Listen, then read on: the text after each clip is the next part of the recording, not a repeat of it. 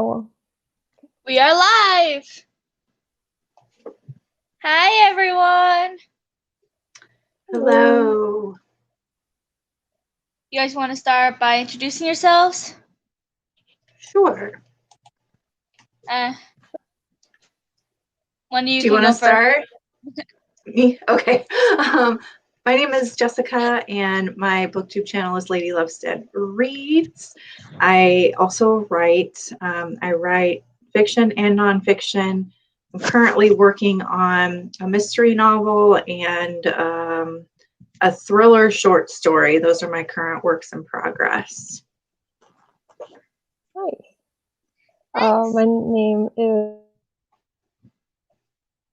is Robin. My YouTube channel is Woman. I'm mostly a science fiction writer, and I do a lot of short stories and poetry in the genre, and I am currently still plugging my way through my first novel. I'm Johara. My channel is Secret Books, and I am a fantasy writer. I am more into series, so that's usually what I write. So yeah. Sounds good. Guys gotten any progress since we last met? I think Johara, you said you were writing for a bit longer. Our last writing sprint session that we did. I have made some progress. Last couple of days I haven't been writing that much though, because I haven't been feeling well. So I've mostly been in bed and watching TV. But I made some pretty good progress. I moved a scene further down and fixed a few things. And yeah, I say I'm doing pretty well right now. How about you guys? How about you, Jessica? I'll go to you next time. On the mystery book, I think I'm ready to start writing some scenes. And for the thriller short story, I know what's going to happen in the story. I just need to finish writing it. Awesome. So, yeah. That's good. I've gotten no progress since we last met at all. Well, you've been traveling, so I've been out of state, and I came home last night at 2 in the morning, so I haven't really had time to do anything. Understandable. Yeah, understandable. Play some catch up today. Yeah. Awesome. Let's be a little bit productive today.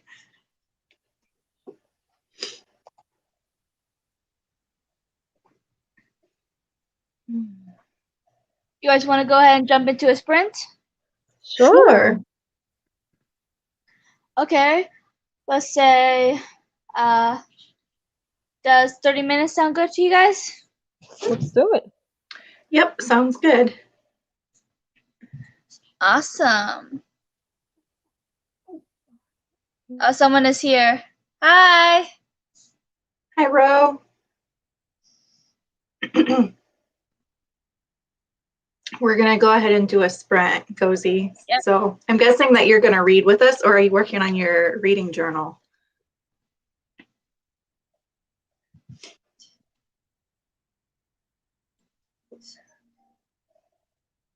How about 5:35? So sorry.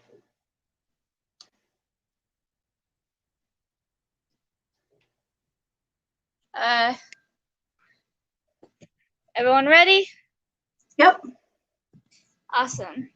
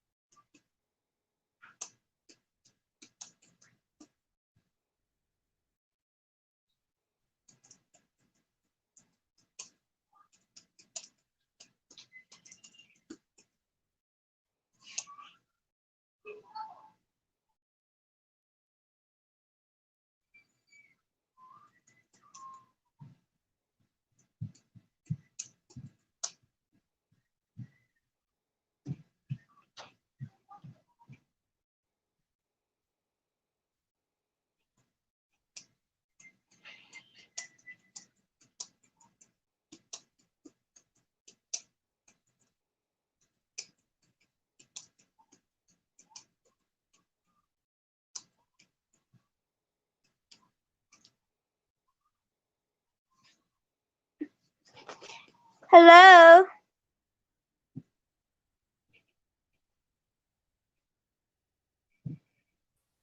I just need to finish the sentence I'm writing, so give me 1 second.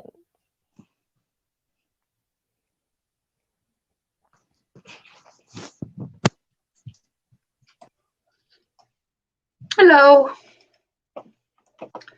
Hi. How'd your Alright, now I am. sprintings go? Good.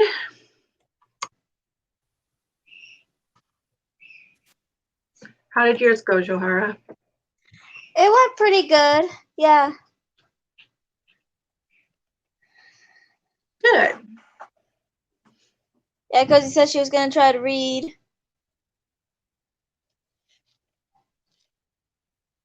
Hi, And Najma Najma. the reader joined. Yeah, Najma's in our Cozy Mystery Discord group. Nice. Thanks for the sprint. I got about 30 pages read. Going to charge my device and do some dishes. Very nice. Nice. Made some progress. Najma got 20 pages. Very cool. That's a What lot. are you reading? What are you reading, Najma? Yeah, we'd love to know.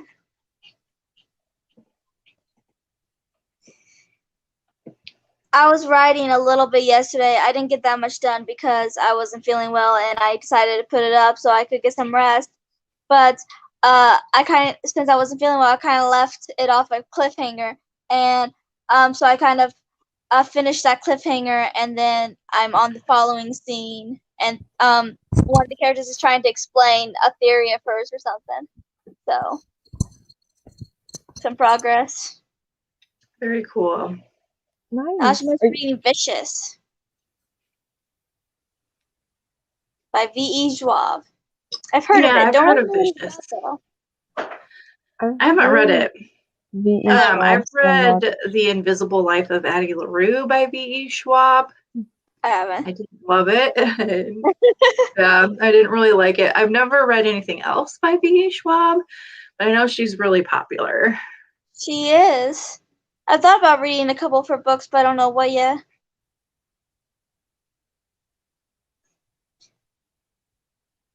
Oh, nice. How'd your sprint go, Robin? It went okay. I didn't get too much done. I've kind of decided to abandon the chapter I'm currently working on. I went back to like because I like decided to name some gods in a religion of one of my aliens, so I wanted to like incorporate that. And then I went on to the next chapter after the one I've been stuck on because it also involves more of that alien character and kind of trying to develop her like own like religious aspect of her life into Interesting. the scene. Yeah. Yeah. I so read your book, Robin. Like the more you talk about it, the more I'm like, that is so fascinating. I really hope it does live up to your expectations, but yeah, so far it's been a lot. Not to put you on the spot, but did you ever get around to reading the first chapter that I put in the group chat? It's okay if you haven't. No, I haven't yet. I kind of got slammed at work, but it's on my radar. I haven't forgotten about it. Yeah, I liked it. It was good.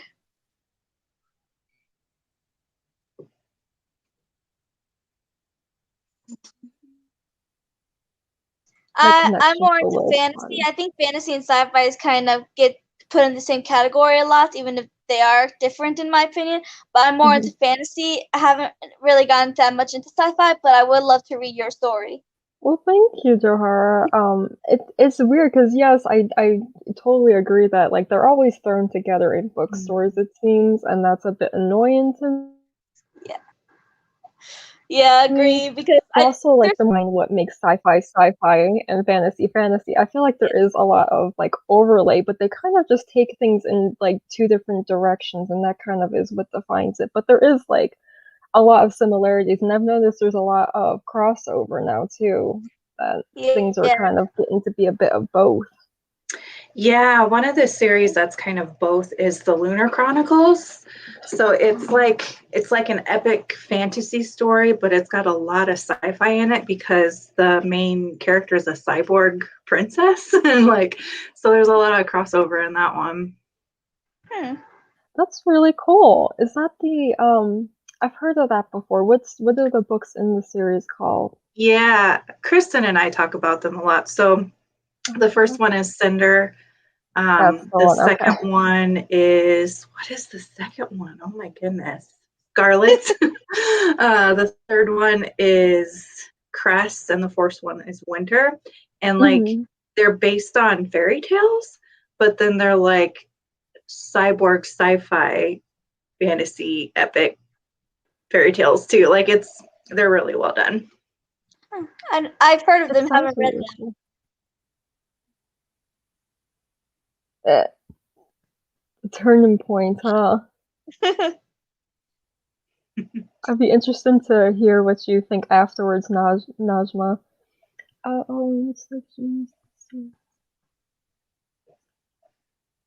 Oh, it's a group chat that we have to plan these writing sprints that we do. I'm kind of not ready to share it with the world yet, but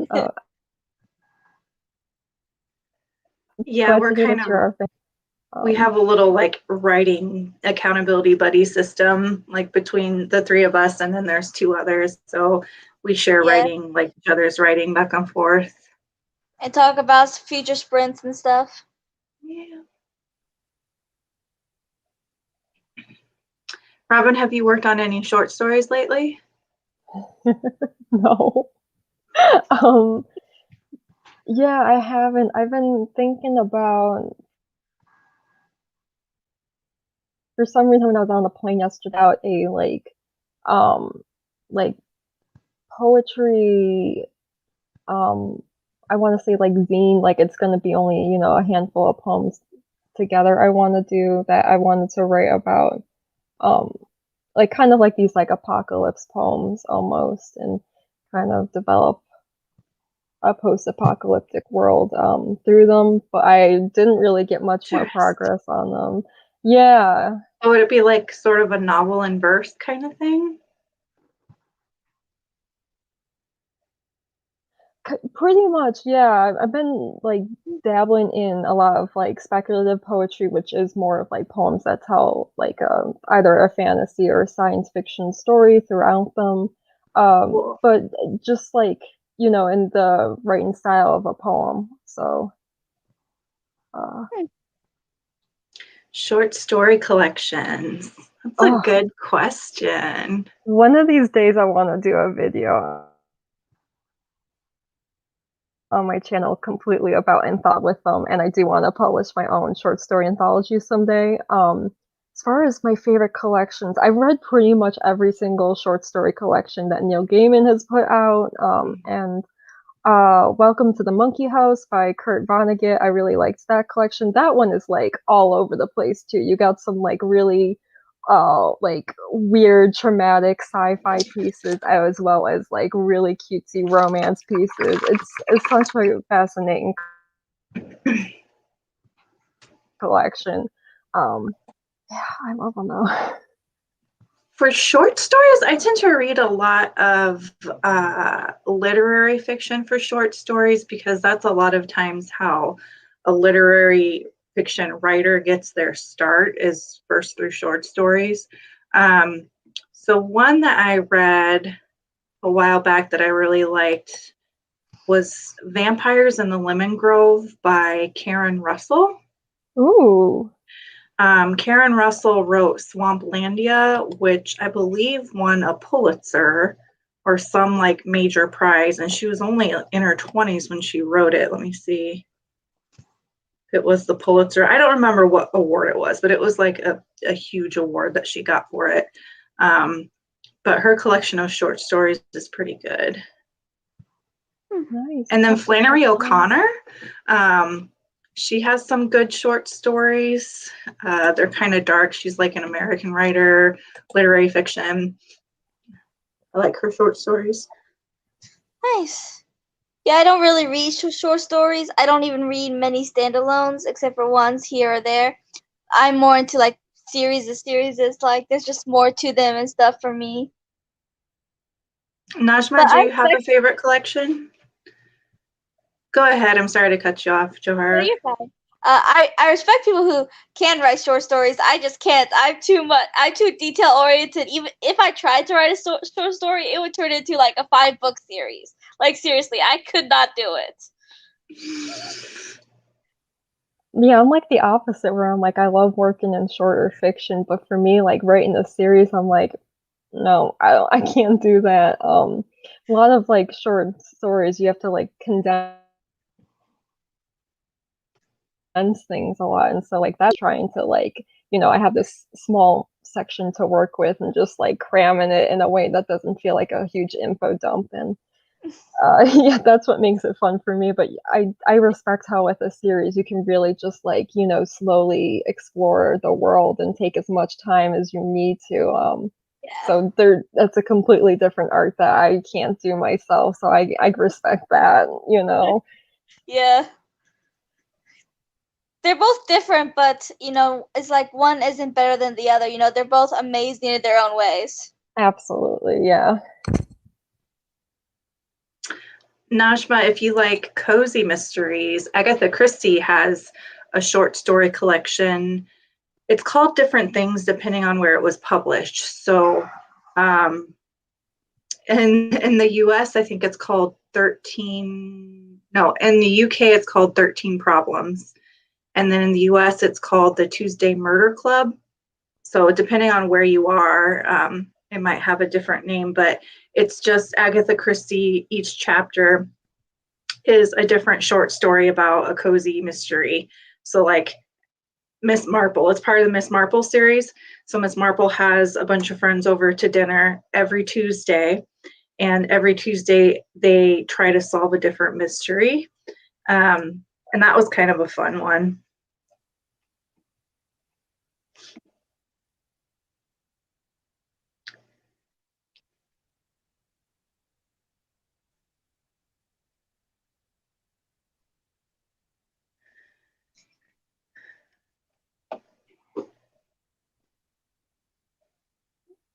Yes, I love Slaughterhouse Never read Five. it. It was like one of my full, and I had a band at that time that I named the Teapot Thieves from one of the scenes in the book where a man was shot and killed because he stole a teapot after the bombing of Dresden. Um, but yeah, I absolutely love that book. It kind of it's a bit of like a both historical piece as well as there is time travel and aliens in it too. It's incredibly fascinating. I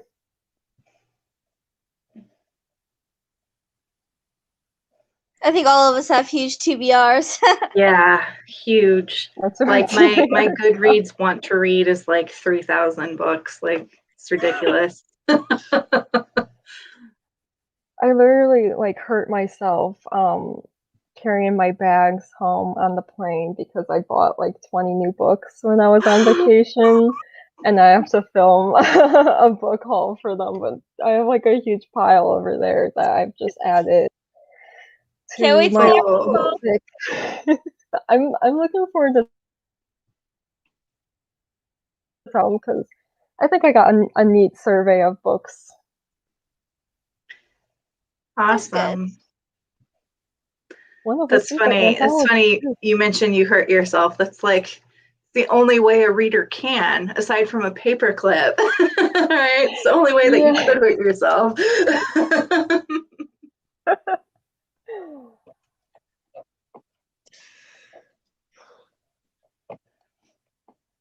Do you guys have any future stories planned? Or are you not thinking that far? Yeah, I just have the Cozy Mystery series that I'm thinking about. That's about it so far. I tend to only be able to work in like one or two projects at a time because any more than that, and then like the quality of my work really suffers because I feel like to really write a story, I have to be in that universe really like intensely. And so like I can do 2 things at a time, but any more than that, and then it's too much. So Yeah, I haven't really thought ahead. Yeah, I only work on one series at a time, but I have so many planned. I have to, like, whenever I come up with an idea, and like sometimes I go ahead and create characters for other stories, and I have to get them all down, written down on my phone, so I remember them for when I'm ready to do this. And how I choose which one I'm going to do next is just once I'm done with one series, whichever one I'm most excited about is the one I do next. I already know which one I'm going to do next because I'm really excited for it. And this series, I think, is going to turn out a lot longer than this current one. I have so many Wow. ideas for it. Can we That's get a little awesome. sneak peek of what the new series is? Like what it's about? Anything? Yeah, the series idea is that there's 2 main characters in this one. Like this series only has 1 main character, but this one will have 2. Ruby, Amethyst, and Melinda. I forgot what I had her last name be. I just remember Ruby Amethyst because I think it's a really neat name. But Yeah. they're both witches. One of them was raised in a coven, like most witches are. The other one was raised in um with humans in a human world, and so she had to kind of hide her powers and stuff. And then they meet, and they're like from 2 opposing worlds. Cool. That sounds really neat. Thanks. Looking forward to seeing that. Yeah. Thanks. Awesome. Yeah, talking about the short story collections reminded me of there's a short story by Ray Bradbury, and I had to look up what it was called because I keep forgetting. It's called There Will Come Soft Rains, and so like a smart house, like an intelligent house that can do like all the housework and stuff, that is still functional post the nuclear apocalypse, and all the residents in the house are dead, and this house is just keep running on its schedule, and it's this really like emotional and sad piece Wow. that I absolutely love. I'm taking my version of this in a completely different direction, but I wanted to write something about like a android caretaker who's their patience has expired and they haven't really realized yet Yeah. that they are dead, and kind of vision of this, and losing their patience. So I don't know exactly how I'm gonna write, but that's just a story idea. Probably gonna be a short story that I want to explore at some point. That sounds really interesting. Ray Bradbury, wow, he was like so ahead of his time. It's like we have smart homes now, like they exist now. Right. It's weird, and that happens a lot in sci-fi too. How often, uh, like little pieces like years and years ago, and now it's kind of like, well, that actually exists. It's not something that is so far-fetched anymore. So Yeah. it's kind of interesting how that happens. Yeah.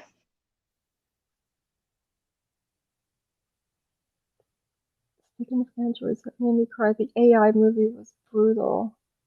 Not sure which haven't one seen you're it. talking about. Never seen it either. I'm Googling it. The AI movie?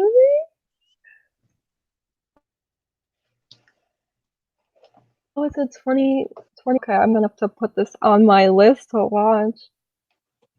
By Steven Spielberg. Okay, I'm probably gonna cry then. Alright, I'll check that out. Yeah, that looks interesting. Thanks for the recommendation.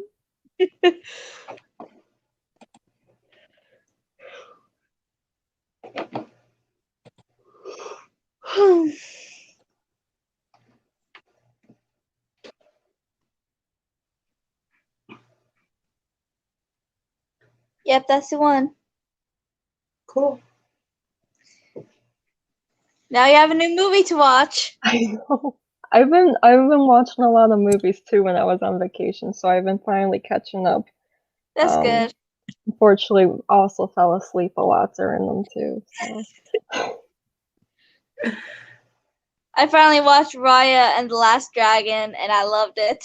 Oh really? Oh cute. It was so good. It's like kind of Oh, that does but sound with really androids in sad. real life. Totally sold. Is it like Pinocchio in like the aspect that the android is like someone's child, that like they wanted to have a child and they made an android or something? Because I'm totally for that. That sounds like a fun storyline to follow.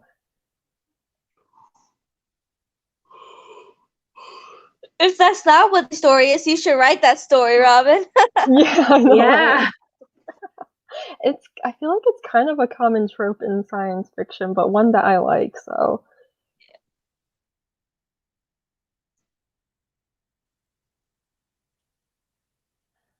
A lot of tropes are I common. guess It's just like, which one you prefer.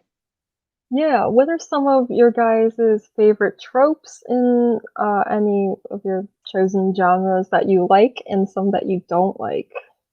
Hmm. I Um, actually love the chosen one trope. I think it's kind of an unpopular opinion, but like the story I'm currently writing, Jasmine's the chosen one, and she's the only one that can defeat Lilac. And I really love the chosen one trope. I don't know why. It's just a really cool idea. Um, but I make it so like the chosen one is more like human. Like I don't like it whenever the chosen one is like, let's do the right thing because it's the right thing. You know, I like it when they struggle a little bit because let's be real, most people won't want to just do it because it's the right thing because they will struggle with things and stuff, you know? And that's kind of what I do with it. But I do love that trope. My least favorite is the love triangle though. I cannot stand that one. I don't mind love triangles if I'm they with you. are Can't well stand that done. trope. I don't like insta love. Oh, neither Can't do I. stand insta love. Like Hmm. it's just so not believable. So that's a trope that I don't like. I don't know about tropes. I think like rags to riches is kind of one that I like, or like where the hero is like, like Aladdin. Like you wouldn't Aladdin was just like this poor kid in a random city who ends up saving the day. So I kind of like that trope, rooting for the underdog kind of thing. And Yeah. then I really like ambiguous villains where it's like they may actually be the good guy, but they're also still kind of the bad guy. Yeah. Yeah. I also like it when like the villain they like have real emotions. They're not completely unloved or unlovable, you know. Like the villain in my story, the person who's helping her, she's truly in love with that man. And it's just Aw. you don't see that very often. A lot of times villains are just like, I don't love anything, love is weakness. But I don't know, I just prefer it if the villain actually has emotions too. Yeah, I was gonna say I don't like the trope of like born evil villains where like these people are just like evil by like the way that they were made. Like there's something Yeah. about that just like comes across as really weird to me. It's like not only unrealistic, but it kind of is like you genuinely think that like there are people who like absolutely have no good in them and can't do, and I don't like that, you know. Oh, what else? I know I'm the one who posed this question, and then I didn't have my own answers ready. I'm just responding to what you guys said.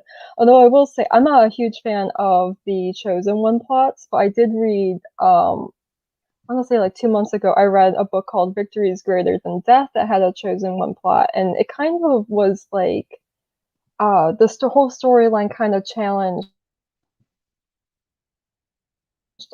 that aspect of, was born as like the clone of a old hero that had died, and she was born with this huge legacy that she had to save the universe, and the whole storyline kind of revolved around that she isn't the person that she was cloned after, and that she had to carve her own way out in the universe. And she was kind of the type that just always wanted to do the right thing, which I found interesting, but ultimately didn't meet that expectation that was put on her to be the chosen one. It kind of ended up being like she was like the like leader that kind of, you know, gathered all of these people, and together they were able to succeed. And I liked the way that was done. I thought it was like a really Yeah. neat spin on the trope that I feel like can go in kind of a weird direction, where, you know, Johar, you kind of talked about like the downsides of that Yeah. trope. Yeah, definitely. I think every trope can be good if it's done well, but can also be bad if it's done like poorly, you know?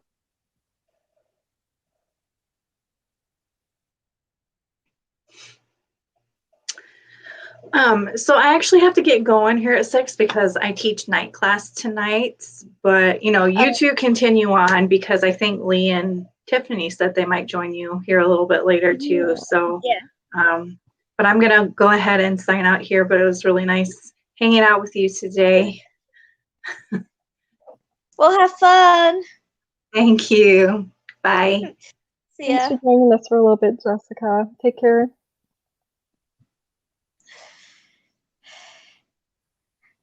Yeah, enemies to lovers, I do like that one.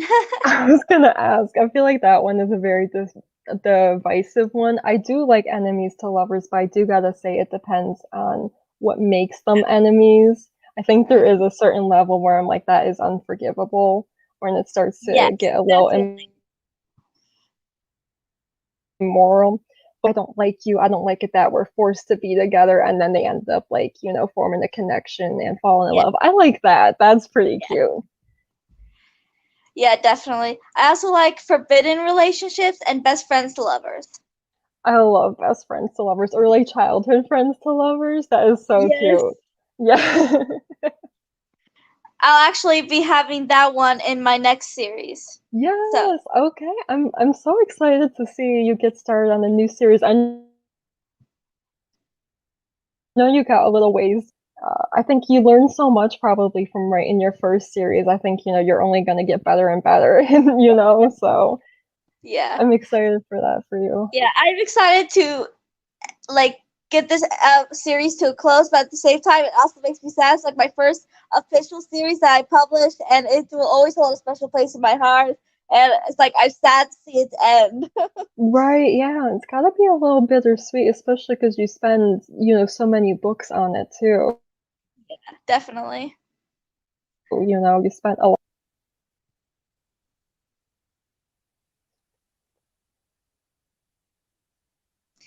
Yes, I agree. After this book, this is like gonna be the last book in this series, but I am gonna do one more book, but that's gonna be a prequel. It's gonna be centuries earlier before Jasmine was born, and it's gonna be kind of like a villain backstory. It's gonna be right now the working title is Rosemary and Lilac. I don't know if I'm gonna change that.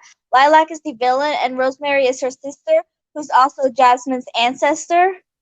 So you find out that Jasmine and Lilac are actually related and stuff. So yeah, it's gonna be about the two of them and how they became who they became. That's really cool. I like that you're writing a prequel. That's neat. Thanks.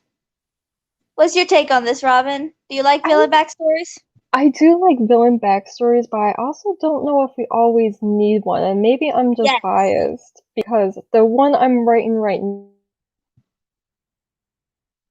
now, I don't really, and um, how I kind of set up how this main point of conflict gets, you know, established. It's a lot about like bias and like xenophobia, which is something that just kind of happens naturally in society, and the ways it kind of got heightened to the proportions that, you know, end in this conflict. So I don't know if I don't really want to flesh out my main villain in a way that would justify how she, you know, came to make a really horrific decision that she did. Because I don't want it to seem like I'm condoning her actions. I just want it to be more like exposing how something like this can happen and how I think everyone is capable of like great evil as well as, Yeah. great good. It just kind of depends on what you do with it. So, Honestly, I think it's how you yeah. do the villain backstory. Like, there's a way to make it seem like there's a justification to why they act like that Maleficent movie. Have you ever seen that? How she was wronged, and I that's kind of justifying her reasons in a way. gotcha. Yeah, I haven't seen it. Oh well, it makes her the victim because of what happened to her, Mm-hmm. and turns out that it's not all black and white, which sometimes works, but then sometimes what the villain did was so horrific that if you do a backstory, you have to make sure it's not like you're justifying their actions because sometimes there is no justification, you know? So I think, Absolutely. I completely yeah, agree with you on that. I think it'll be cool if you do a villain backstory. Just make sure you don't justify it. Mm-hmm. Yeah, 'Cause I think I think a lot of things could have a villain backstory if it's done right. yeah.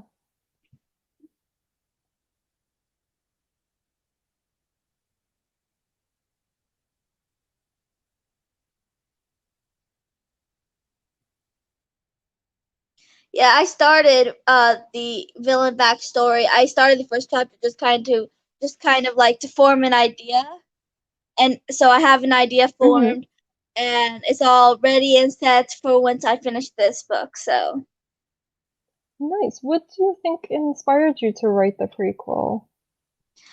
um, I just feel like Jasmine sometimes talks to her ancestor through magic, because she's Oh, technically not alive, cool. and but she also she's a good person and she wants to save the world by defeating her sister, but she's also kind of manipulating Jasmine to do it because Jasmine doesn't want to kill, but Rosemary believes Yeah. that is the only way. And so they talk several times, and Rosemary can be kind of cryptic sometimes, and so can Lilac, and I guess is a sister trait or something. I don't know, but they're both pretty cryptic, and I just feel like I have so many ideas for the two of them, and I don't want to put it all in the series, if that makes sense. Like, Yeah. I just like sometimes it's just not relevant for what's going on, and I don't want to just throw it in randomly either. So I figured to if I make a whole other book just about the two of them, you can get through all of that. You can figure out why Lilac became the villain and why Rosemary and Lilac hate each other and started this war that's been going on centuries. Mm-hmm. Yeah, that's neat. Do you have a favorite character in your book? I'm wondering because it sounds like you favor these two characters. No, they're not my favorites. I say probably Jasmine. I know that's probably kind of cliche answer, but I think most people's favorite character is the main character because that's why they write about that character. But if I had to choose someone that's not the main character, I'll probably choose Ben, who's a side character, and just because because I see some similarities with Ben and Jasmine, and so Neat. Yeah, it's always interesting, I think, when an author's favorite character isn't the main character, because it's like, then why aren't they the main character? But I know I'm guilty exactly. of that too. I'm like, I just really like this character for some reason, even though the story isn't entirely about them. Oh, Um, I can't wait to read about but that yeah, I think character. you should probably really like your main character too, or else there's something wrong there, probably. Yeah, unless you like made that character to be hated, because Yeah, sometimes yeah, people that's do that true. too. That is But unless true. you're doing that, then I don't know why you don't like your main character. Right.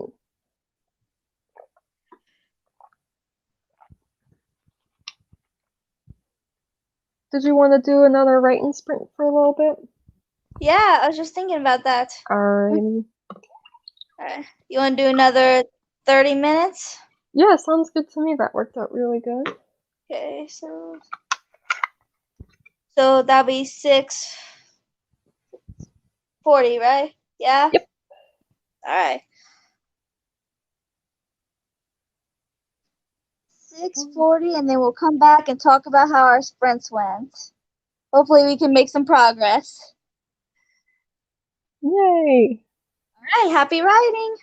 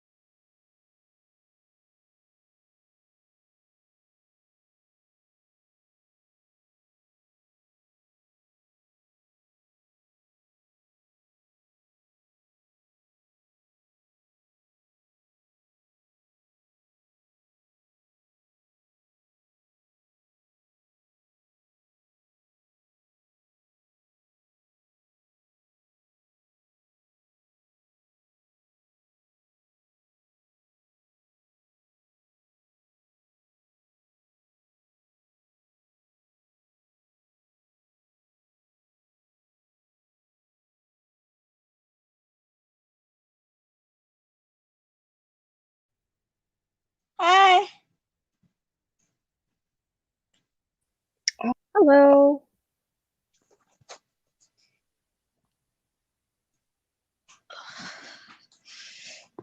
How'd your sprints go? Hmm. It went better this time. I'm still kind of like jumping around a bit and fixing things here and there, so it's That's not good. Get that out of the way now. right. It's not a um like an overwhelming amount of progress, Yeah. but it's still something. So gears turning Yeah. again.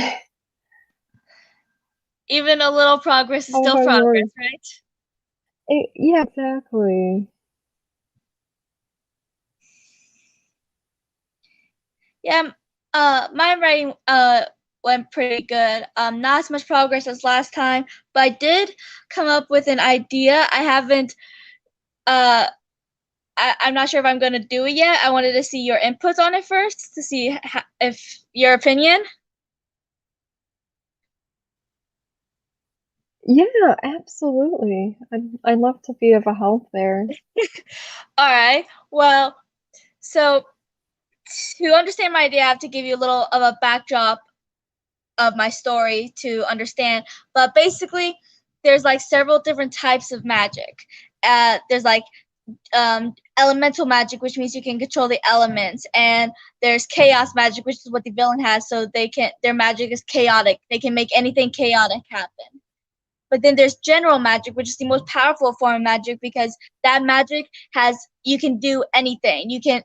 General people with general magic can use chaos magic or elemental magic or every magic that's ever existed. They have all of it.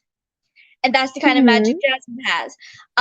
Rosemary, before she died, she did this spell so that every child in her bloodline has magic. And um, uh, and then until one day and it'll keep going like that until one of them has general magic and they will be the chosen one to defeat Lilac. And that happened to be Jasmine. But I came up with the idea, what if Jasmine wasn't the first one in that bloodline to have general magic? So she wasn't the first chosen one. Ooh. But then they did something to be like they were deemed unworthy and lost their powers and then lost the chosen one. And then they Yeah. continued that until Jasmine came. I What do you kind think? of like that because it does again kind of challenge the stereotypes that come. But the chosen one isn't guaranteed to succeed. Yeah. You know, it kind of implies that Jasmine might not even succeed, you Yeah. know, and kind of raises the stakes there. So I like that. That's interesting. Thanks. Or instead of having them be deemed unworthy and lose their magic, what if they kept their magic, but Lilac ended up killing them? Yeah, Which gives Jasmine, like, when she finds out about it, she wants to take a step back. She's like, I don't want to die, you know? What do you think? yeah, before is that they were unsuccessful and that they had died in their attempt to kind of raise the stakes for Jasmine that her life is on the line for this. So yeah, I think that'd be really cool for you to incorporate into the plot. Awesome. I'm excited for her to find that out. Yeah, it's always awesome to like have an epiphany like that where you Yeah, know I'm always about raising the stakes, definitely. Me and too. that's what I'm Now kind of I'm really doing with a little bit excited more to tense put where this I in can there. do so. Oh, Yeah, absolutely. yeah. Yeah, I think it'll be kind of cool. It's like a twist on the whole chosen one stereotype, you know? Like, exactly. she wasn't the first chosen one, and it proves that even the chosen one doesn't always succeed. Mhm. And it kind of makes things harder on her because she starts to wonder if she'll even succeed because she already has low self-esteem from the way she grew up. Right, So, yeah. yeah, she only started to get higher self-esteem because of the And people read. she finally surrounded herself with. And then once she Nice. finds I out like this, that. it's like it can all crush back down. Yeah. Yeah. really puts a test to how much she has developed her self-esteem, which is kind of Yeah. neat. Yeah. Welcome back, Najma. Anything big in your story yet?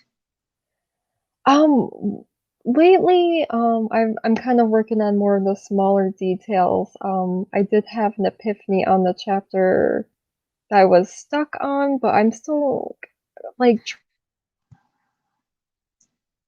trying to maneuver my way through. I really just need to take it from the start, and there's things that I was really attached to that I'm unfortunately gonna have to cut out. So that one's kind of been a struggle for me. So I'm kind of working more on like exploring some smaller world building pieces. Like I mentioned earlier, I wanted to incorporate like an alien religion a little bit more in the book because I have like human religion too, and I think there needs to be a balance there, that religion isn't something that only and that there is parallels between the two religions too, because I think that happens a lot on Earth as well in our reality, so I want to reflect that. Yeah. Cool.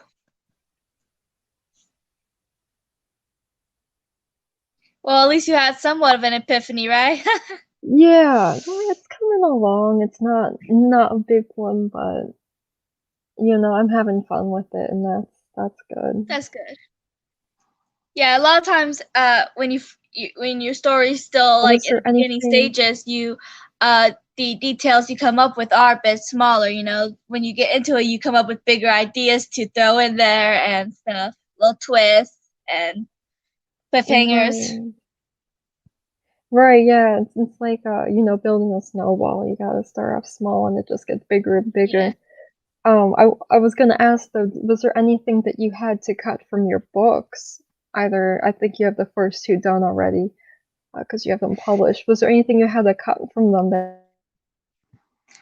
Uh, that you no, you know I don't like cutting things unless I feel like I really need to. Like for this last book, there are some details about Rosemary and Lilacs that I don't feel like can really go into any of my books, and that's where I started thinking about the prequel.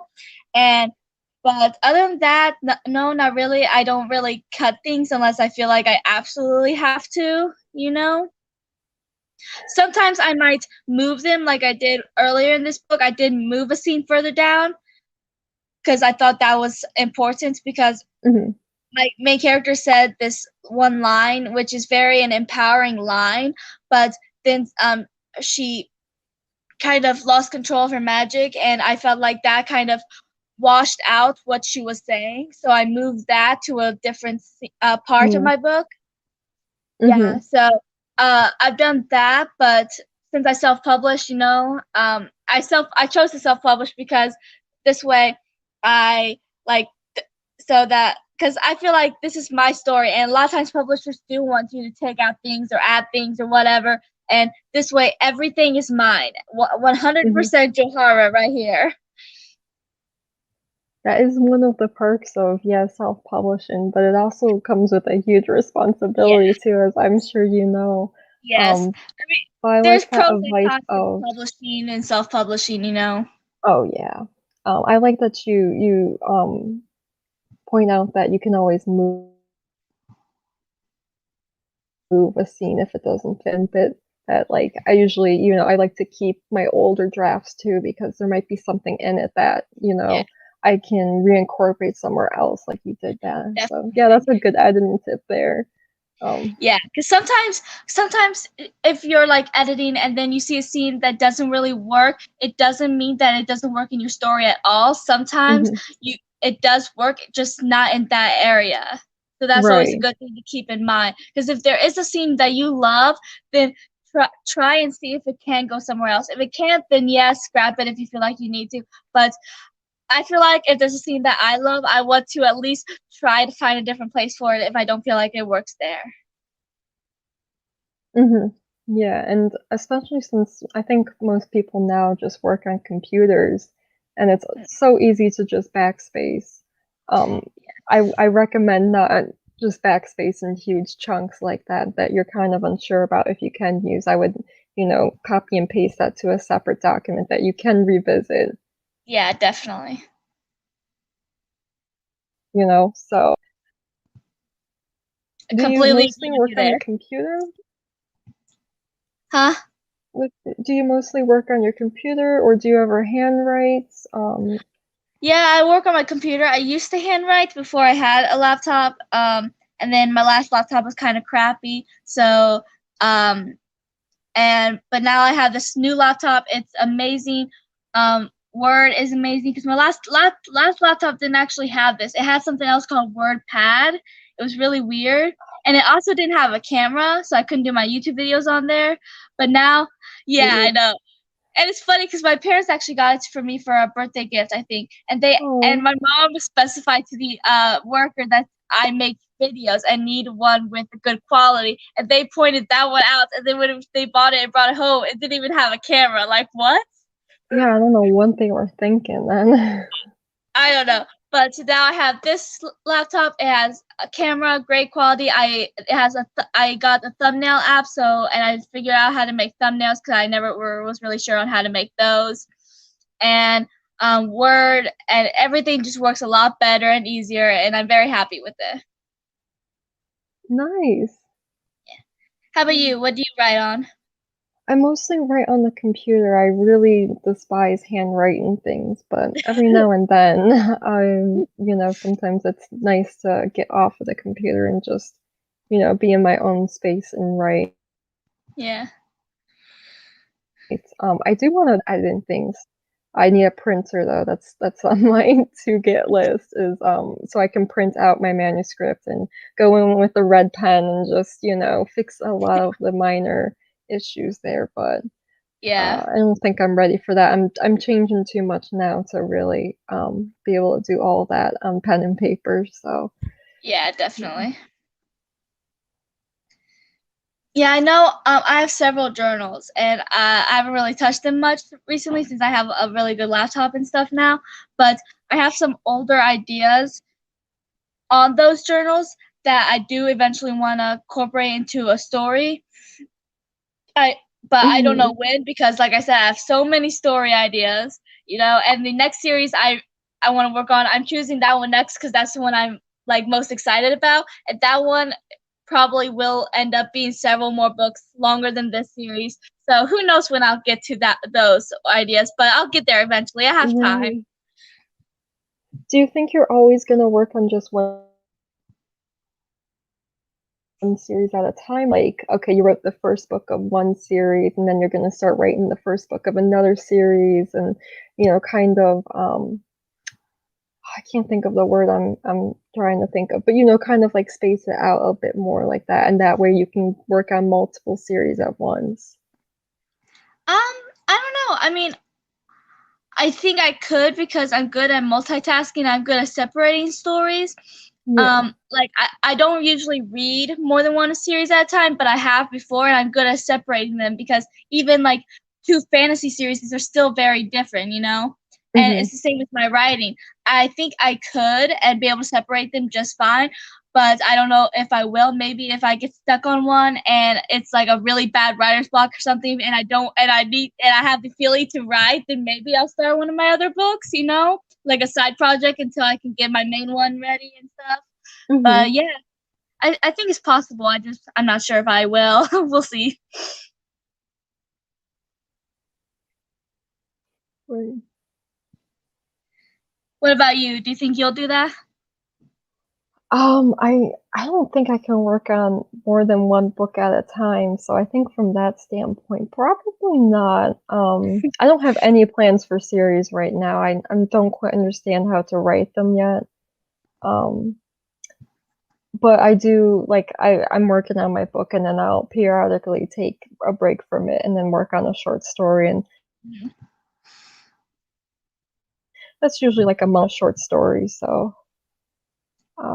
so I'll do that, and that works well to okay, I need a break from my book, so Yeah. I'll take a small detour and focus on this other project for a little bit. Yeah. So your current book, is that a standalone then? Yeah, I'm planning on keeping it standalone. That's why he's big. He's a chunky book. Yeah. Well, if you ever do decide to write a series and you need any pointers, you could always ask me. Absolutely. I think Or you if could. I ever write a series, do it in the way Becky Chambers, who's one of my favorite authors, does it. So she writes space opera sci-fi, and they're all in the same creative universe, but they all follow different characters and in a different place in the universe. So I think that's kind of more the style I would want to do, less with following the same characters in the same story arc, but kind of just like, okay, let's explore another aspect of this universe I created. Yeah, that's But interesting. at this point, I don't really know what else to talk about, and I don't foresee making a series out of this one Yeah. like that. But that's something I would be open to in the future. That would be an interesting thing because it's like, sometimes like just because like we were talking about how the main character is usually the author's favorite, but the readers sometimes it isn't the main character that's their favorite, and so the reader loves to sometimes delve a little bit more into the side characters too, because one of the side characters might be their favorite character, and that might turn out to be their favorite book just because it's following their favorite character. Right. So. Yeah, exactly. Yeah.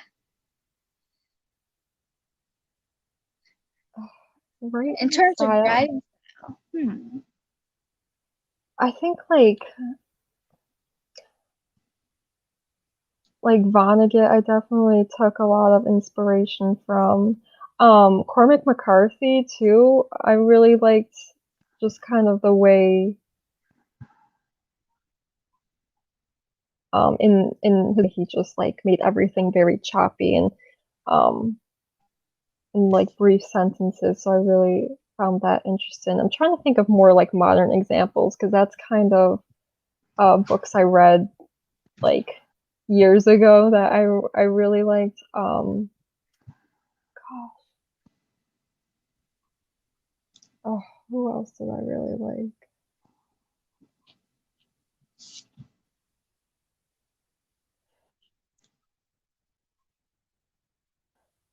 Do you have an answer on this, Jahar? I'm still thinking about it. Yeah, I always say on my channel that my favorite author is the one that wrote my favorite series, Aaron Hunter, who's a pen name for three authors working together.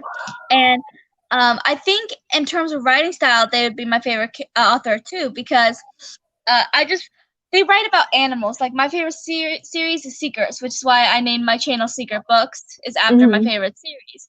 And it's about bears. The characters are bears, and it follows the bears. But one thing I love is, well, for one, is kind of there's a lot of detail which I love. But one of my favorite things about not just Secrets, but about Aaron Hunter's other works is that since they write about animals, they really delve into the animal personality, if that makes sense. Like in Seekers with the bears, they call us humans flat faces because like they have flat, long snout, and they don't know to call us humans because it's not like they can understand us, just like we can't understand them, you know.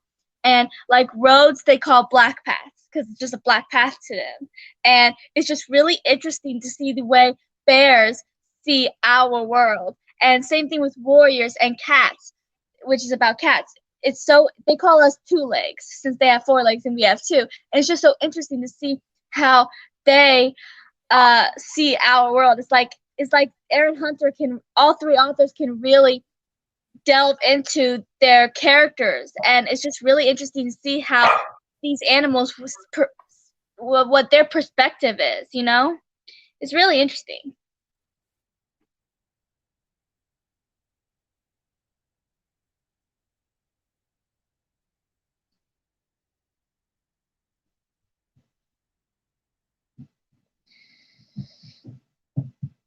I'm sorry about that. My dog was barking. You're fine. Yeah, I like that you talk about perspective and that's kind of what I like about reading sci-fi is that like aliens can give you that like different perspective on humanity that like you are getting from reading the book from the perspective of a cat or a bear. So I never thought about that. I haven't read any of those book series. but that's pretty neat that they efficiently relay that. I'm gonna get in that a little bit too in my next series, because it's like about the two witches, and one of them is raised by humans, and in their world, witches don't consider themselves humans. They are on a different wavelength, because they are also immortal, and so Ruby ends up finding herself in Melinda's world, and Melinda, even though she is a witch, she's been surrounded by humans her entire life, so her personality is more like like humans, and Ruby doesn't understand the way humans are, while Melinda doesn't understand the way witches are, so they kind of have to teach each other. Yeah, I like that contrast you have there, and I'm curious to see you explore that. Yeah, I'm Definitely excited a lot to of start it. world building you're gonna have a lot of fun with there. I can tell. I actually like world building. It can be kind of fun. I'm so excited. Oh, I love world building. I think my least favorite is having to name things, especially because I have a foreign language in my book that I had to come up with. But other than that, I have so much fun with like creating like culture and trying to think of like how to relate this world that is similar to our own but yet different in certain ways. I think that's just world building. Yeah. I'm so glad that. Sorry, I'm just reading Najma's comment. I'm so glad that you have Becky Chambers on your TBR. She is one of my favorite authors, and definitely got me back into reading, and a large part of why I'm on BookTube now. Her books are all standalones. They do kind of reference each other in minor ways, but you don't have to have read any of the other books in the series to understand them. It's kind of just like one of those things that is rewarding to like longtime readers of the series, but is still accessible to new ones. So yeah, you can read them in any order you want. The Long Way is the first book that came out in this series, though. So it's kind of good because it gives you a good overview of what the universe looks like. But I think my favorite has to be Closed in Common Orbit in that series, which has some AI in it, because we were talking about depictions of AI in science fiction. And I never read Dune, which makes me a really fake sci-fi fan, because Dune is like one of the biggest sci-fi series. Not so much in length. I mean, it is long, but it's just one of those that like everyone's read and everyone holds up as a like a model sci-fi book. Yeah, I've never read it. Yeah, I heard it's kind of like technical and dry, and I have a hard time with like overly technical sci-fi. I know like that stuff is like there's an audience for that stuff. It's just I'm not as good with it, unfortunately. Yeah. Yeah. But yeah, Najma, if you read it, let me know what you think of it. I'd love to talk to you about it sometime. Yeah. I have a big question for you, Robin. Yes, absolutely. Okay, so what's your favorite and least favorite thing about writing?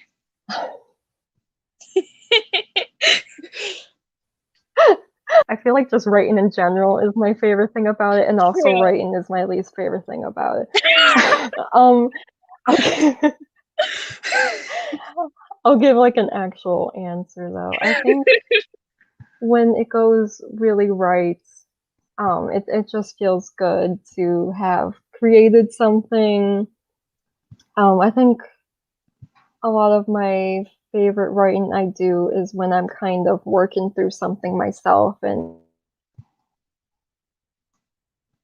kind of put in form of writing, and you know, having that piece of writing reflects me in some way. And I think that's the most rewarding part, because it's not I mean I'm talking about myself in it, but I think it gives it a distance enough that people reading it can be like, yeah, I've been through the same thing, like this is relatable to me in somehow, and kind of that bit of connection. I think that is ultimately what I'm trying to do through writing, is forming connection and to have a conversation of ideas too. Yeah. Hi, Leanne. I just noticed you in the chat. My least favorite thing, though, I probably is getting rejections, as well as it's so rare to get actual feedback on my writing, and I kind of just wish I had more like people interacting with it, and I don't really, but I just want, like, you know, I want that connection, and I'm not really getting it at the stage I'm at right now. And also, you know, rejections can feel so personal sometimes, even though that they aren't. This is something I want to talk about in a upcoming video on writing and submitting work. But like, rejections happen, they suck. I had one like a few days ago. There was about an hour that I just wanted to cry,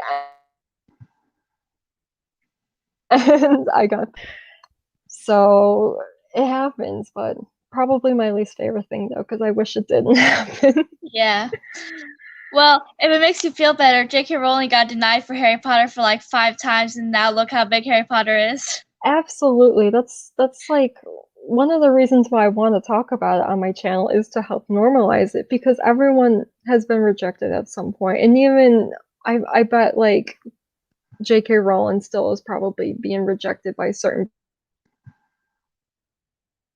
publishers, even just some publishers that you're not the right fit for, or they're not the right fit for you. It just happens.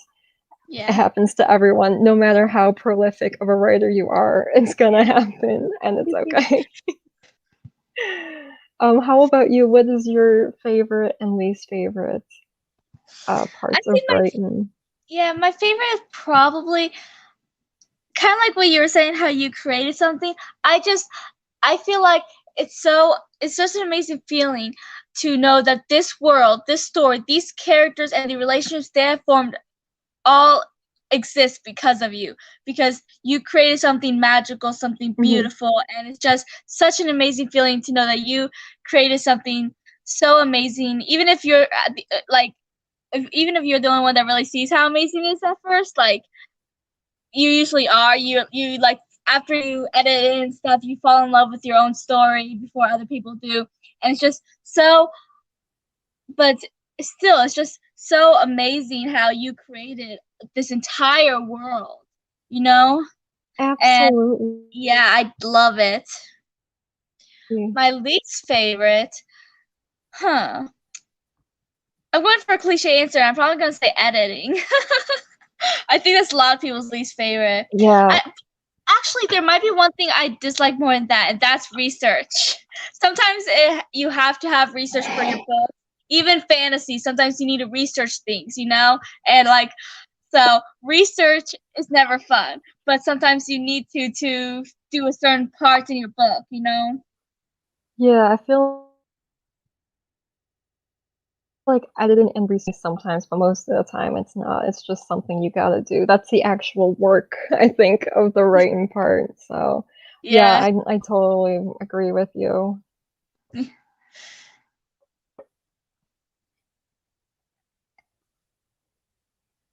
Did you want to answer this one first?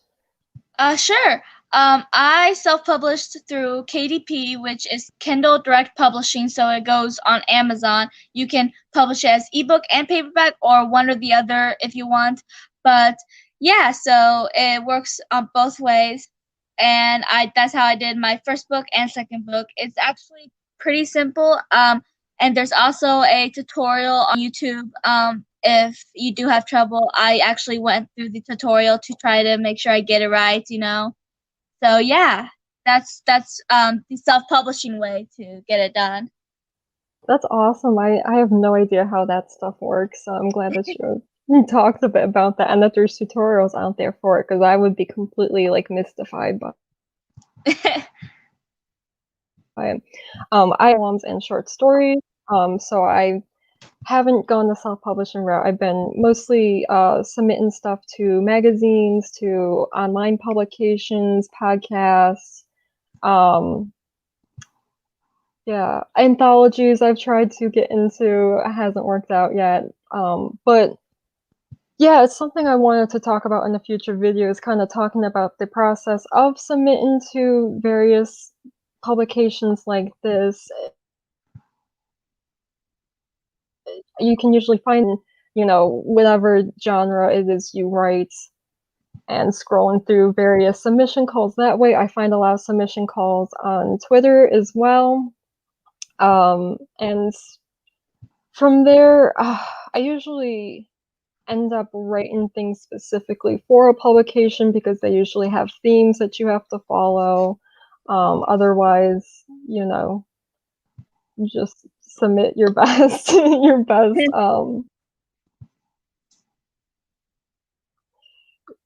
piece that you think would fit it. But yeah, you just gotta keep your eyes really open for different opportunities. If that's something you want to get into, Leanne, I'm always looking for new publishing opportunities, and I am willing to pass them forward. Yes, and I'm always willing to help with KDP if you decide to self-publish as well.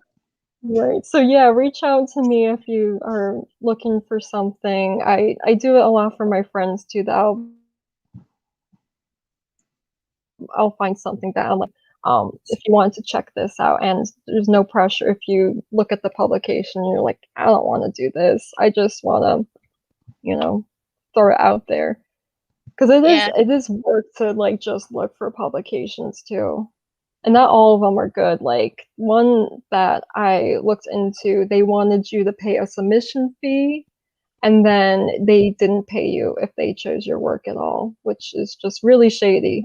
If they're taking a submission fee, they should be paying their authors. Definitely. But yeah, finding out different ways to publish is interesting. It's good to know your options and opportunities, like what is out there, and both ways, self-publishing, traditional publishing. I know when I was actually working on my first Jasmine Prez book, the first one before I published, I hadn't even thought about self-publishing. I hadn't even thought about publishing really. I didn't know how I was going to do it. I didn't know how it worked. I didn't know what to do or anything. I was working on getting the book done first. But it was actually my little sister's boyfriend who suggested self-publishing. He was like, it can be easier, and he's the one that actually told me about KDP. And then I decided to look it up, and I thought that this would be, and then I looked into it a little, and I thought it would be a great way to publish. So it's always good to know your options. It's definitely a great way to publish, is to self-publish. Yeah.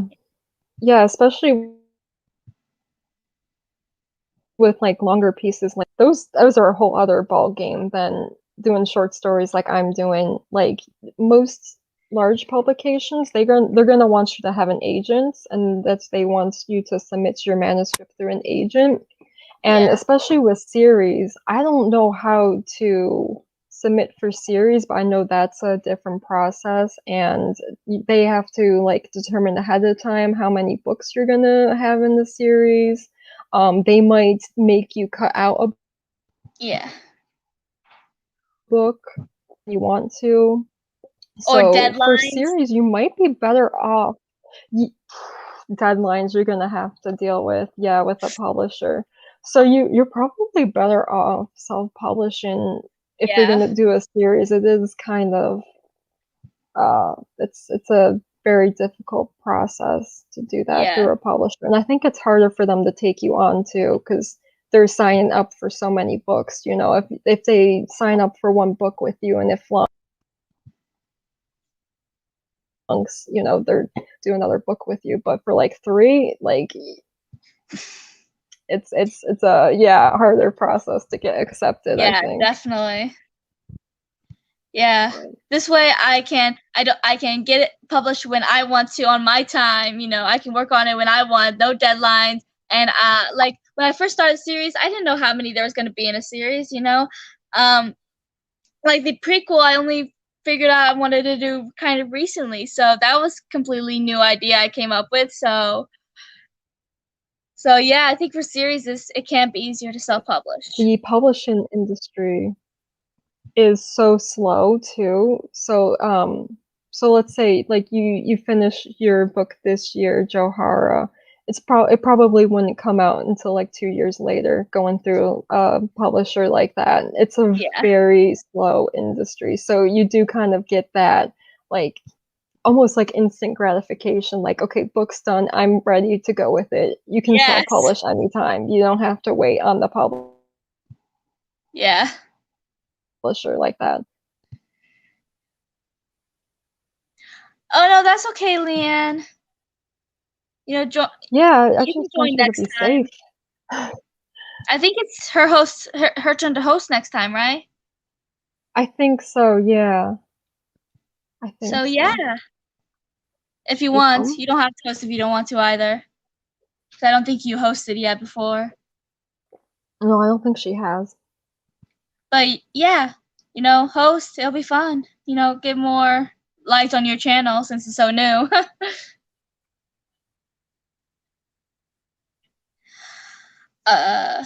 Let's see. I published the first one when I was at 20. In 2020, I published the first one it was towards the beginning of the year. I want to say January or February. And then the second one was around a year later because it was like closer to February when I published the second one of this year. So, yeah, that one hasn't actually been published that long, like half of the year-ish. So, yeah, I'm trying to do it so it's like, I guess, like a year between each book, you know? But but I'm still not like putting pressure on myself. So I finish sooner than I might publish it sooner. If I finish later, I'll publish later. I'm not trying to put pressure on myself and give myself deadlines because, you know, things happen, life happens. Sometimes it doesn't work out the way you plan.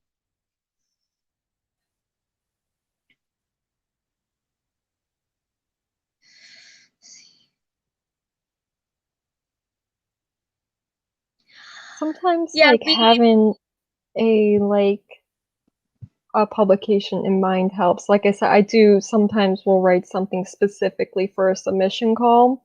So again, if you want me to suggest any of them to you, I can show you which ones I like to submit to.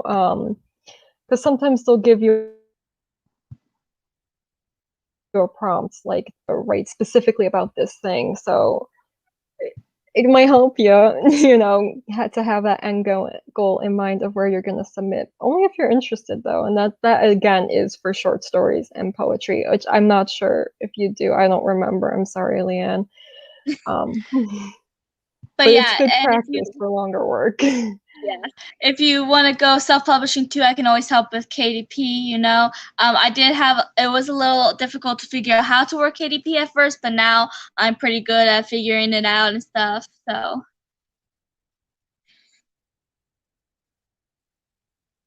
That's not true.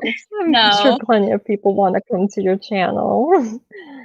Yeah, I want to go to your channel, and you know, it takes time to build your channel. You know, I finally hit the 100 mark for subscribers, and I've been trying to do that for the last several months. Oh, you have? Congratulations. Thank you. I'm at 103 now, so I'm really happy about that. Leanne was actually my 100th subscriber, so. That's so cool. Well, congratulations on that. Thank you.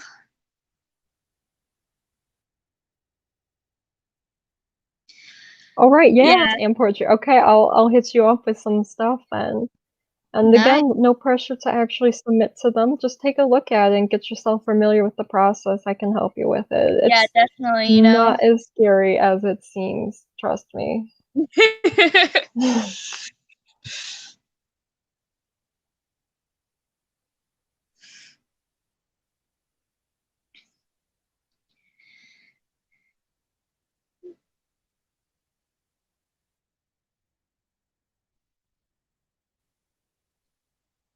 Do you have any ideas when you might like publish your book, Robin? I'm hoping to get the second draft done by this year, which is a very generous time frame for me to work in, and then I am going to hire an editor and work with an editor. And so I don't know how long that process is going to take, but I'm thinking about like 3 years from now, hopefully it'll be done. Yeah, I just gotta get my butt moving on it because the sooner I can get it in the hands of an editor, the better. But right Yeah. now, like it's not ready to see an editor. I could, but I would just be paying way more money than I have right Yeah. now to, go over what I already know is wrong with it. Yeah. I really want it to be at a point where I think it would be worthwhile to actually work with an editor. Definitely.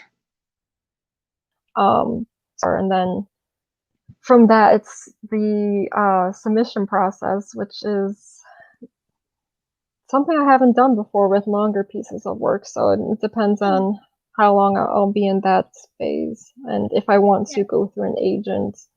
Because not having an agent definitely bars me from working with some of the big name publishers. Most big name publishers, they won't talk to the author themselves. They want to go through an agent. So Yeah, well.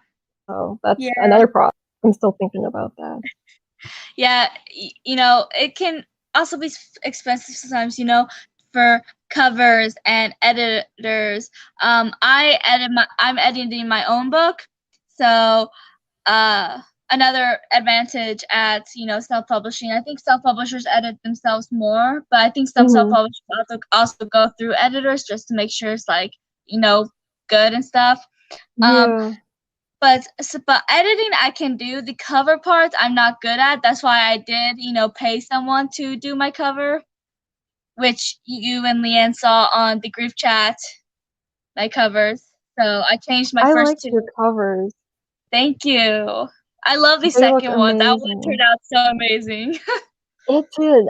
Yeah, I like the second one with like the split, and then it has the two realms. It very well relates what you're going for in that book. So yeah, it's worthwhile if you're going to be self-publishing to be willing to spend a little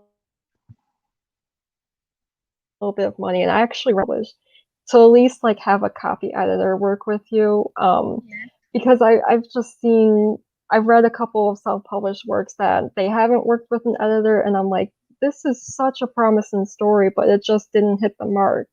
And it's not that like you're not a good enough self-editor, it's just that having another set of eyes on things just gives you a bit more perspective on it. But it is very expensive. I know that. Having a set of eyes, even if it's not an editor, is always, I always ask my mom's advice with stuff if I'm unsure, and my mom has actually helped me and gave me some inspiration several times, and so has my best friend. Actually, there was a scene that she actually helped me with, and she actually gave me this really amazing idea that I fell in love with. So it's always good to hear outside, outside perspectives. Yeah, like if you're not gonna actually hire an editor, I would recommend handing over your book to someone who may not be a professional editor, but just to take a look at it before you publish it. Preferably not someone who is, they tend to see you through, rose-tinted glasses. They will be a little too gentle on you probably. But yeah, it's a good rule of thumb if you're gonna go the self-publishing route.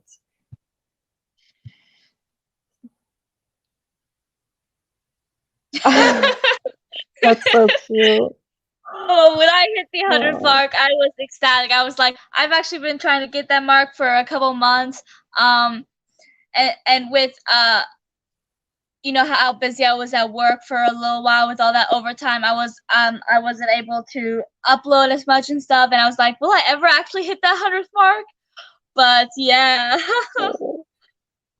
But I finally hit it, and I got so happy. And I was like, oh my gosh, I finally at 100. And like right after I was at 100, I ended up getting to 103 just a couple days later. I was like, yes.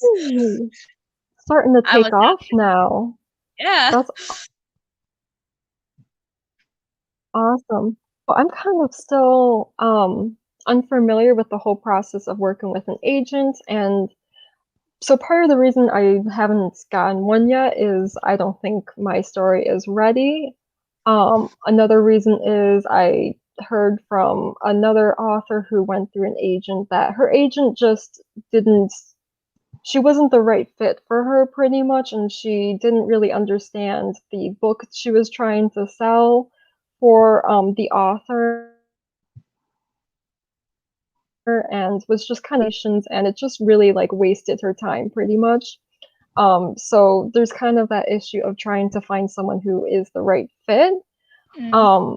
And so I kind of had a lot of bad like you know, preconceived notions about having an agent for a while, and only now I'm kind of starting to warm up to it because I talked to that same author I mentioned, and she said that the perk of having an agent is that they will poetry out and find you all these opportunities as well, and that has some appeal to me because that is kind of a full-time job in its own, is just looking for publications.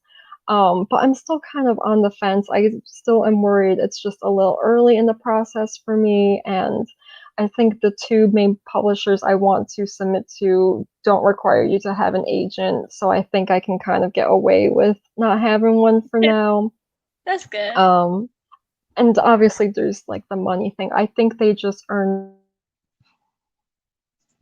like royalties off of, that's one less cut I have to share with someone.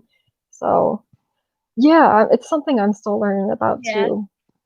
Since I self-publish, I'm my own agent. Exactly, yeah. But then like all the work's on you too, so. True. Marketing can be hard. But I don't understand it. Yeah, I was actually given an idea too, like you can on KDP you can buy some author copies, and at first I wasn't exactly sure what an author copy was, but basically it's just like a really cheap version of your book. So you can get it for almost nothing. Since it is your book, you can get the author copy. And I was thinking about getting a few of those and then like donating them to local libraries and bookstores and get my name out there a little bit more, a broader audience. And then if people like it at libraries, they might look it up and decide to buy it, Mm-hmm. You could also, with those author copies, you could send them out to reviewers too, to. Oh yeah, I didn't think of that. Your book in exchange for the free copy. I've had that happen before. People have approached me before to ask me to review their books, which was pretty neat.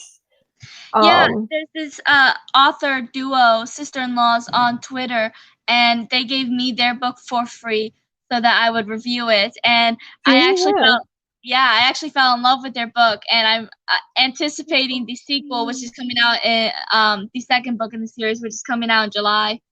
Oh, that's awesome! What's the book called? I'd love to check it out. It's called The Exile of Shade and Shadow. It's book 1 in the Daughter's Ransom. Shade and Shadow. Okay, I'm just putting that in my search history to look at later, but that's great. That I'm always worried about taking review copies, and I'm like, what if I hate it? Because I feel so terrible to have to write like a horrible review for someone. Well, I only get books like I was explaining recently. I don't know if it was in one of these live shows or if it was on one of my YouTube recent videos, but I know I was explaining how I only get books that I'm sure I'm gonna like, which makes it even harder when I don't like it, because then I'm so disappointed because it's like I'm sure that I was gonna like it, and that book already seemed interesting to me. I already added it to my wish list, and then when I saw that she wanted people to review it, I was like, okay, this is my chance. Yeah. But I did end up loving it, and yeah, so you should definitely check it out. It's really good. The authors of it are really nice too. I talk to them a lot on Twitter. That's awesome. Yeah. Look forward to looking into that. Yeah, that's good. Are you a critical editor, Leanne? Because I feel like if you're gonna ask your significant other to edit for you, they gotta be very honest with you. So I hope you're honest with them. And, you Yeah, I know, mean, I try asked not to my let your mom. feelings get in the way. Yeah, I asked for my mom's advice, but she's very blunt. She'll tell me straight up how it is, you know? Perfect. That's the kind of person you need. Like, if you are gonna go with someone who's very close to you, make sure there's someone who has no issue telling you that it's not. I know it can feel hard to be honest to people, but when it comes to creative endeavors, sometimes you really need that brutal honesty, and that is what's gonna bring out the best in that story in the Yeah. end. So, it works out better in the end to be a bit more brutal.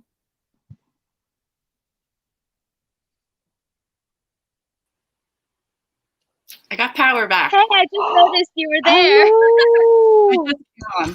I just I came on. I saw was like, the oh, my screen power came load back. and I'm like, who's in here? We're still I was going like, I through your want to talk to comments. you guys, but I'm like, this is like slow to type, and then it's like, wait, and then it's like, wait, I wanted to say 5 more things or ask a question. Yeah, yeah. Yeah, we still have a couple more of your comments. Yeah. Well, it's like, had no power, had no air, had no fan. I'm sweating. I'm like, oh, come on. That's brutal, yeah. Yeah. Yes.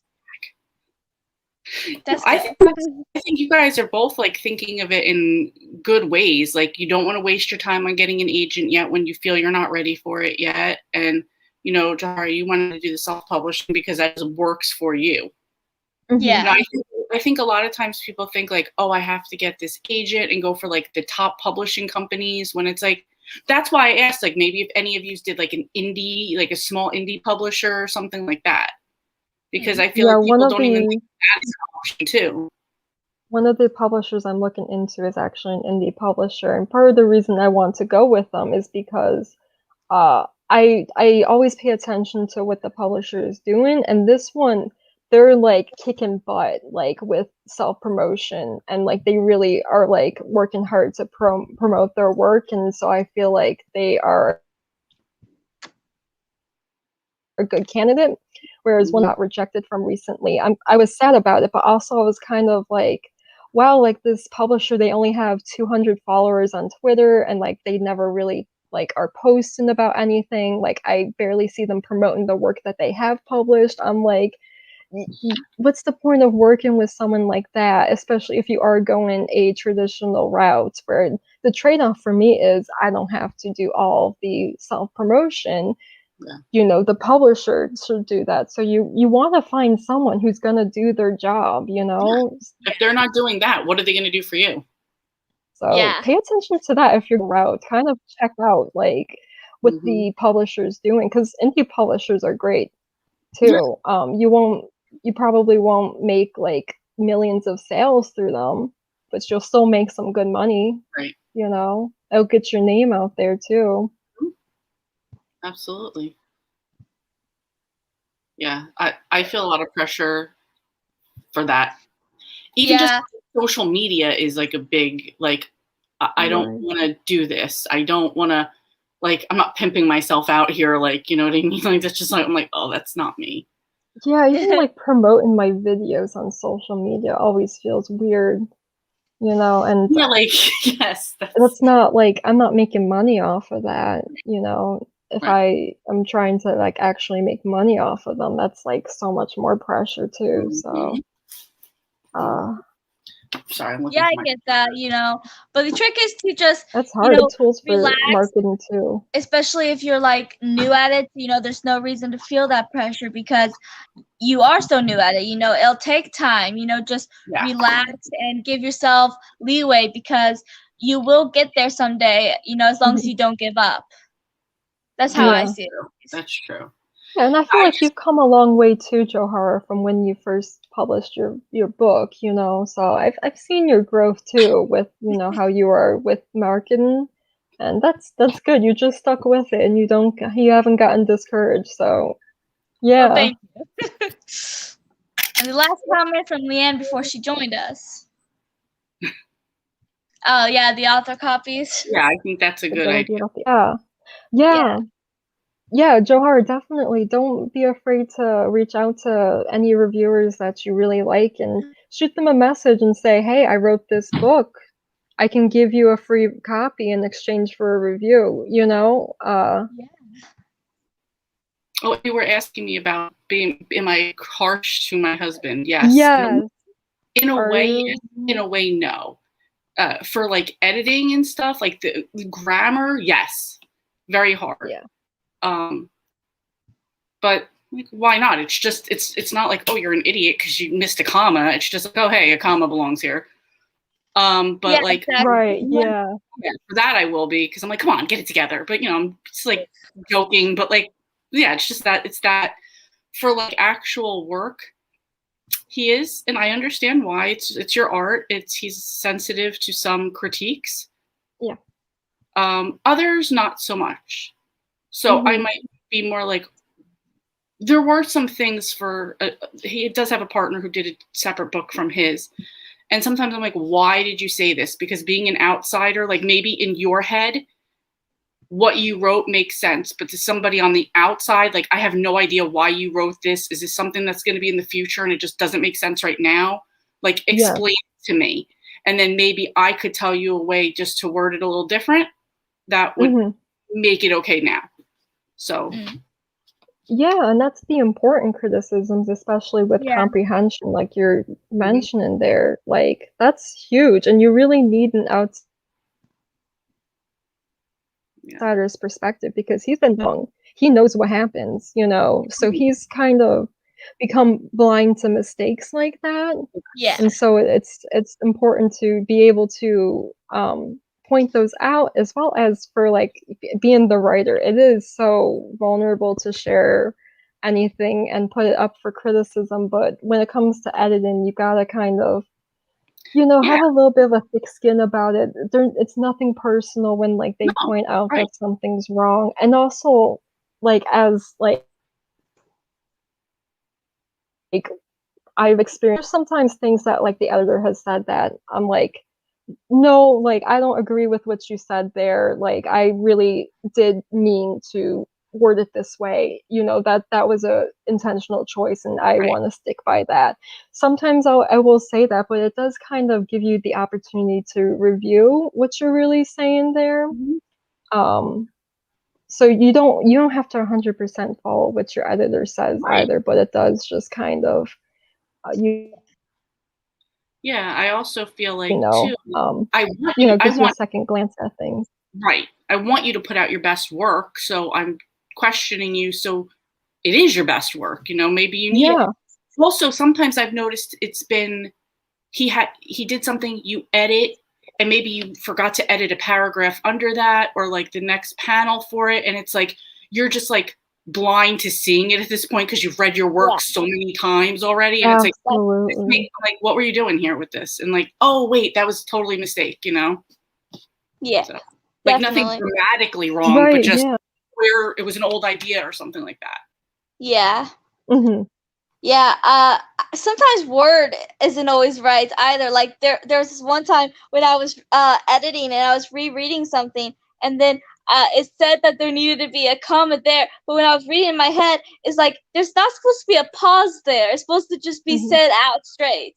So why are you telling me to put a comma there? So I just ignore little things like that, because I'm like, because in times like that, it's like, this is your story. You do know that doesn't need to be there. Yes. Yeah. That's right. Yeah, you can't always go just by what Word says. Sometimes you know more than the computer does. So. Yeah. It makes me feel smart. I know more. Yes. It does. Yeah. And a good tip for writing dialogue, which I have a feeling what you were talking about was dialogue. Read it out loud. Yeah. Or have someone else read it to you and see if it feels natural. You know, actually hearing it gives you better perspective on how now. So either read it yourself or have someone else read it to you, and you get a different sense of where the stresses are in the sentence, and you know how conversational it sounds, you know. Yeah, definitely. Yeah, that was the one book his partner did, and he's from New Orleans and has the very thick New Orleans accent, and the way that the book was written was so when you read it, you read it with that type of accents and like half words and stuff like that. Yeah, I like that. I feel like it would be a bit of a challenge to read, but also I like and that also it Word puts you was a in nightmare there. with that. Yeah. Well, I'm glad it's an eye opener for you, Najma. Najma, are you a writer yourself, or are you just interested in hearing this? Would be more than happy to answer. Yeah. Najma's from Egypt. Any other questions you have? If you're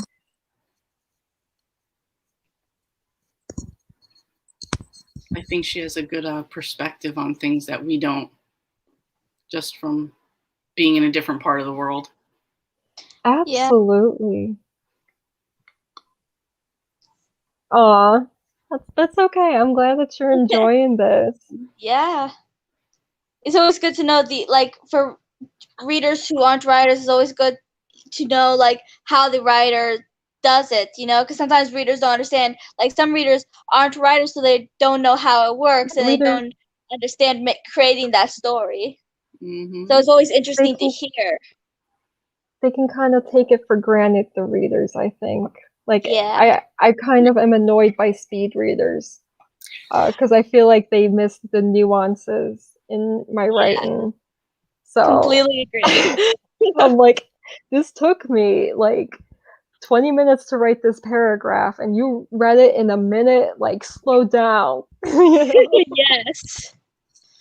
Yeah, I feel guilty of that sometimes when I'm writing. It's like, yes, you're going into this detail and you're trying to create something, but when I'm reading, it's like, yeah, blah blah blah, just get to the point, And it's like, I feel horrible now you said that. But if you didn't have all of that, it's just like, this happened, she said this, he said that, this happened, So yeah, you need all of that.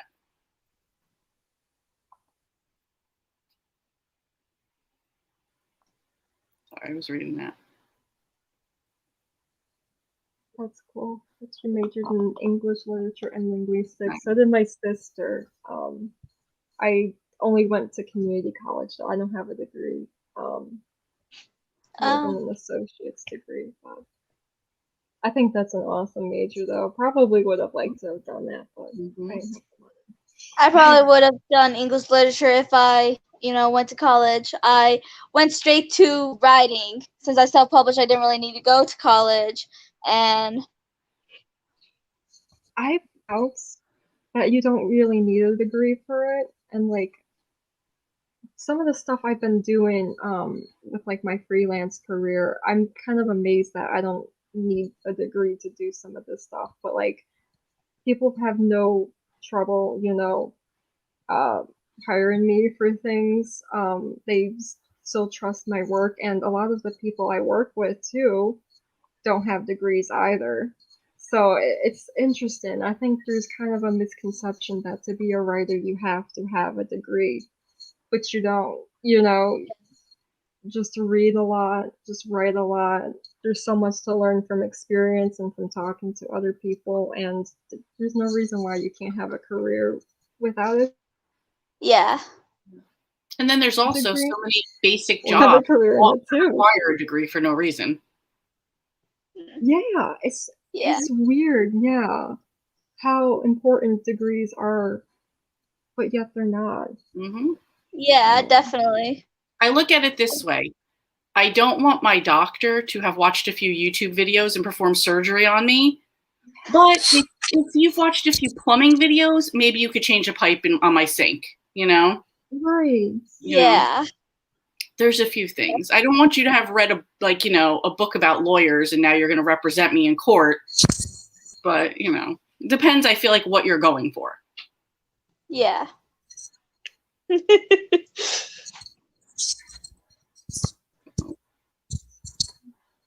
Sorry, I hear the storms outside. I'm like, please don't go out again. I feel like their editors had to have been very open-minded, and there are editors that are very open-minded too. Mm-hmm. Yeah, that's also part of the process of hiring the right person. You want to find someone who gets what you're trying to do. myself like to be a little weird in my style. That's not always very what's popular, and so I like to work with people who understand that about me. But also, there's plenty of publishers that I've submitted my work to that I'm sure have been like, this isn't what we're looking for because it is a little weird. But there's definitely editors out there that are more open-minded. Yeah, I definitely. agree. Working in a field that you don't like. Well, true. Yeah. Oh,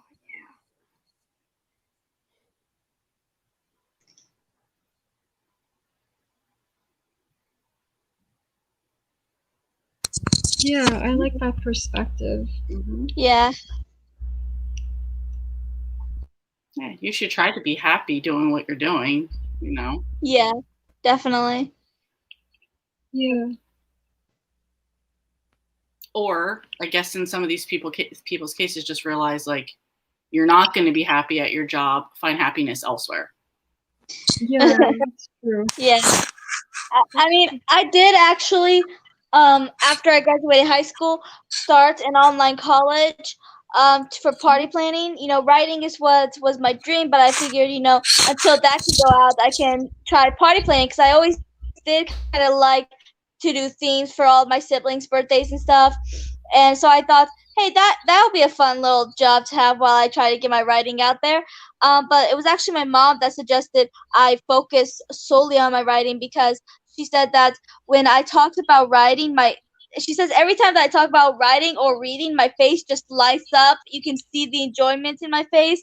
But when I talk about party planning, I don't have the same enjoyment. So she is the one that suggested I focus on something that makes me truly happy. So yeah. Also, it's like, I think you can do multiple things. You don't have to just stick with one thing. Yeah. My friend, she does massage therapy and she loves that. She also like bakes cupcakes on the side as a small business. She loves that. She's like, well, why do I have to compromise? Yeah, definitely. You shouldn't have to. But she was saying in my case, like, I didn't look excited talking about party planning. When I talk about my writing, I get all excited about it. And according to her, my face lights up when I talk about it.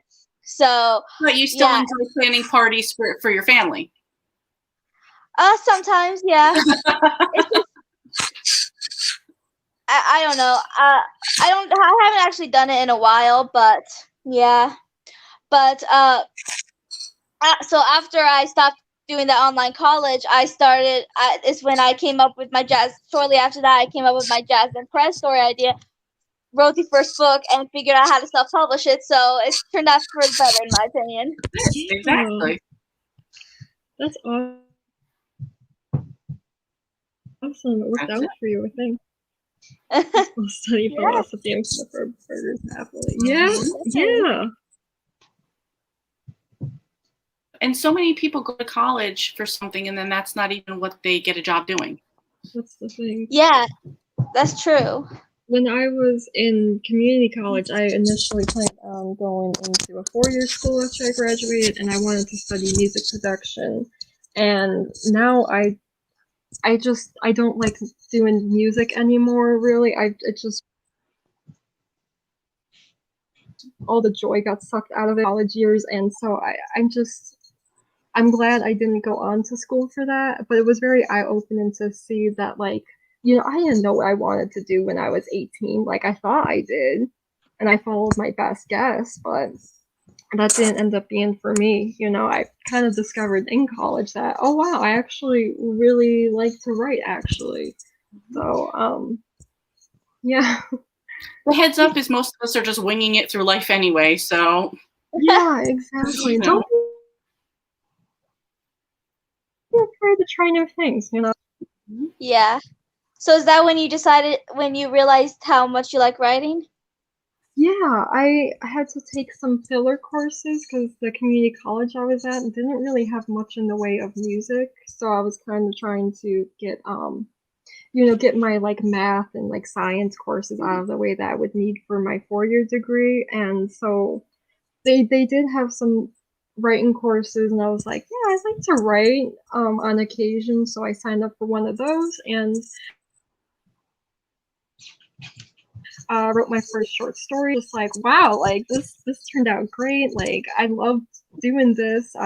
I really want to, write a book someday. And, that was kind of the start of it for me. Yeah. How about you, Leanne? When did you just realize that writing was your passion? I kind of always wrote stories when I was little, but I mean, I did go to college. I went to college for communications, but I already worked I've been at my job for 22 years. So I was kind of already in a job. So it was just like, I'm going to get this just to get this because I just wanted to do it.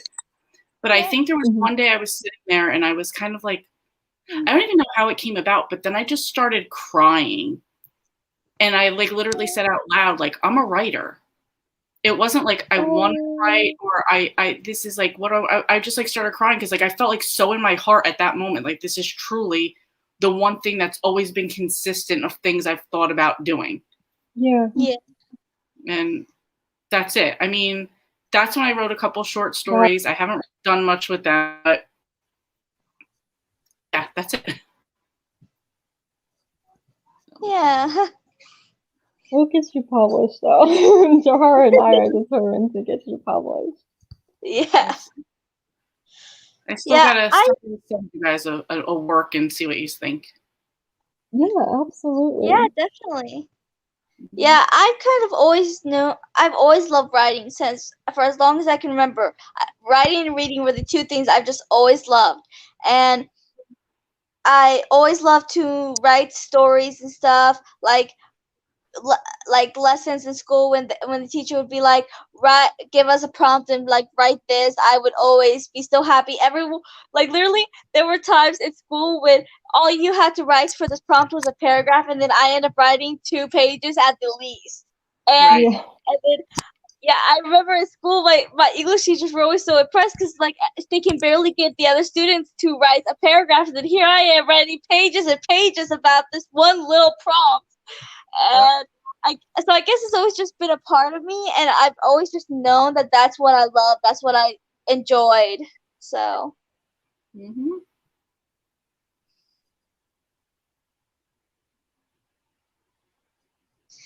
Yeah. Yeah, I feel like there's so many degrees out there that people just like disregard and like, oh, you're getting a degree in that. Yeah, you'll be flipping burgers for the rest of your life. So dated. In high school, did you guys ever like take any writing classes? Like, was there any classes or after school programs for writing only? So I didn't get along with my high school English teachers very well. Yeah.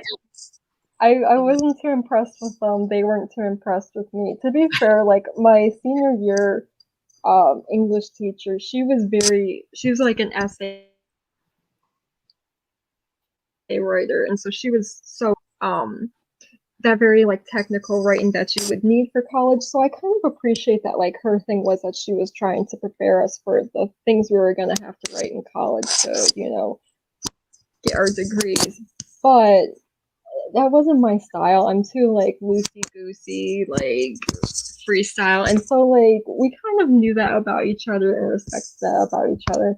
She never called me by the right name. And by the end of the year I was out, I was like, I'm not doing schoolwork anymore.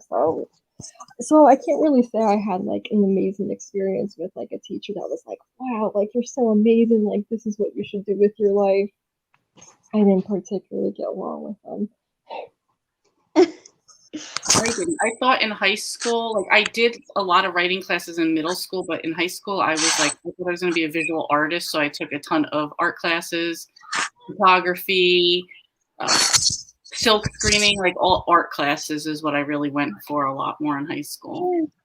So. Yeah, That's cool. Yeah, for me, throughout school, I've always were close to my English teachers and my reading teachers because we both had because they always loved how I loved reading and writing, and I always, even though I always did great in English class, I did poorly in my other classes, so I was always put in like classes for people who needed special help, and so which made me only do that much better at English since I was already good at it and stuff.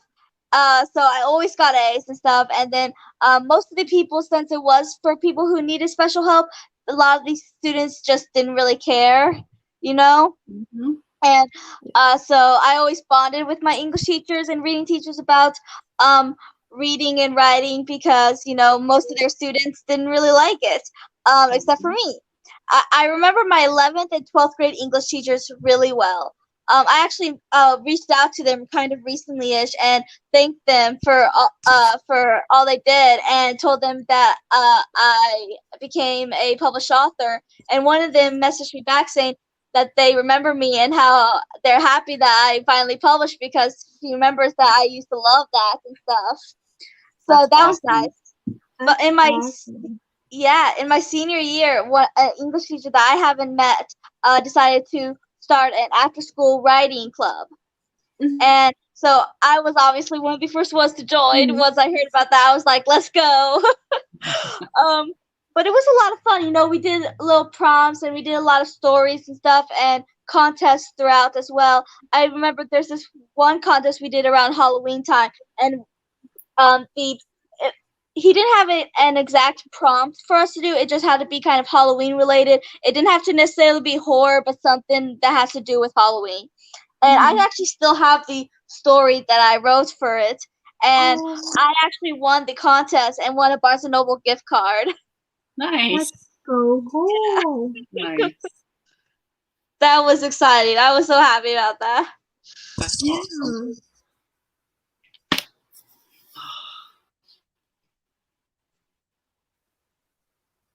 And what, the writing class? Something so important about having a writing group, and that's kind of what we formed here. But I know, like, in the years before I started, like, really putting my work out there, I was so, like, isolated and, just working on my own, and it was so discouraging. It made it really hard to get through the writing, and I just was like, oh, this is crap. Like, no one's gonna want to read this like the story, all like this negative feedback, and it definitely helps to be around other people and getting their feedback and getting advice, and it kind of just like has this nice environment where like ideas are flowing. So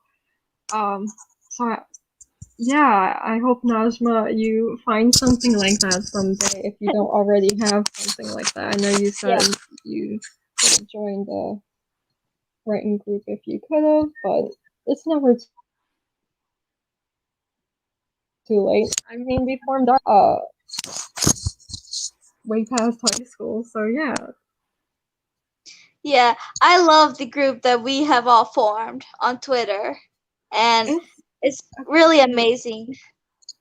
And there's a lot of I like that we have a lot of just like different voices in there, and we're all coming from different places and with different stories. I think that gives it a nice variety. If it's kind of just all like the same thing, I think you kind of get stuck in like a cycle. I think we're not challenging ourselves enough, I think. I also think too, when you're like in the same group of people doing the same things, there tends to be some jealousy, some competition, some feelings of like you're ahead of me type of thing. But if people are doing different things, it makes it, I almost feel like it makes it more genuine to cheer for them and mean it. Yeah. Oh yeah. And I love how it's like in our reading group and writing groups, like we all like different things. We all do read or write different things, but in the end we all have that one thing in common, that we love it. And that's kind of how we bonded, because we all do have different opinions and different voices, and yeah, we've all come together in this friendship, and it's just really amazing. Yeah. Yeah, and I like that you're the self-publisher in this group too. That like we have the self-publisher, and like I do, Yeah. like magazines and stuff like that. And so we have Yeah. that variety. And then there's people like Leanne, you're kind of just getting back into it here. That's like, just kind of starting out. Like there's a nice variety here, and I think we all have things to learn from each other because of that. Absolutely. I just because I'm in a different place than both of you guys, I think I have things to learn from both of you and with both of your techniques. So Yeah. Absolutely. yes, social media has been a blessing, especially because of this pandemic too. I mean, I guess we're starting to, loosen up with that, but yeah, I like connection through it. And we also get the bonus of being from different places in the world too. I know we're all American, but we all have different hometowns. We're all different ages. It's kind of something that wouldn't form as organically, I think, if I was just meeting up with a group in my own city, Yeah. Well, you also this is a good way to just right off that know, well, we have the same interest. If you just meet somebody on the street, you don't know that. You have to have like probably several conversations to even know if you have something in common. Yeah. Exactly, yeah. Yeah. So I mean, unless you actually see somebody reading a book, you don't really know that they're into reading. Yeah. Like I don't right like to off be the bat. disturbed in public too when I'm reading. Go away. Exactly. You see, I have the book in my hand. Leave me alone. Yeah. Yeah. That's when I'm at work and I have my headphones on and somebody has to come talk to me. I'm like, this means don't come talk to me, right? Yeah. Exactly. Yeah. When she's like, what are you reading? I'm like, all right, I'm reading. Read the book. Well, you know what? It would take a reader to know don't interrupt somebody who's reading. Exactly. Yeah.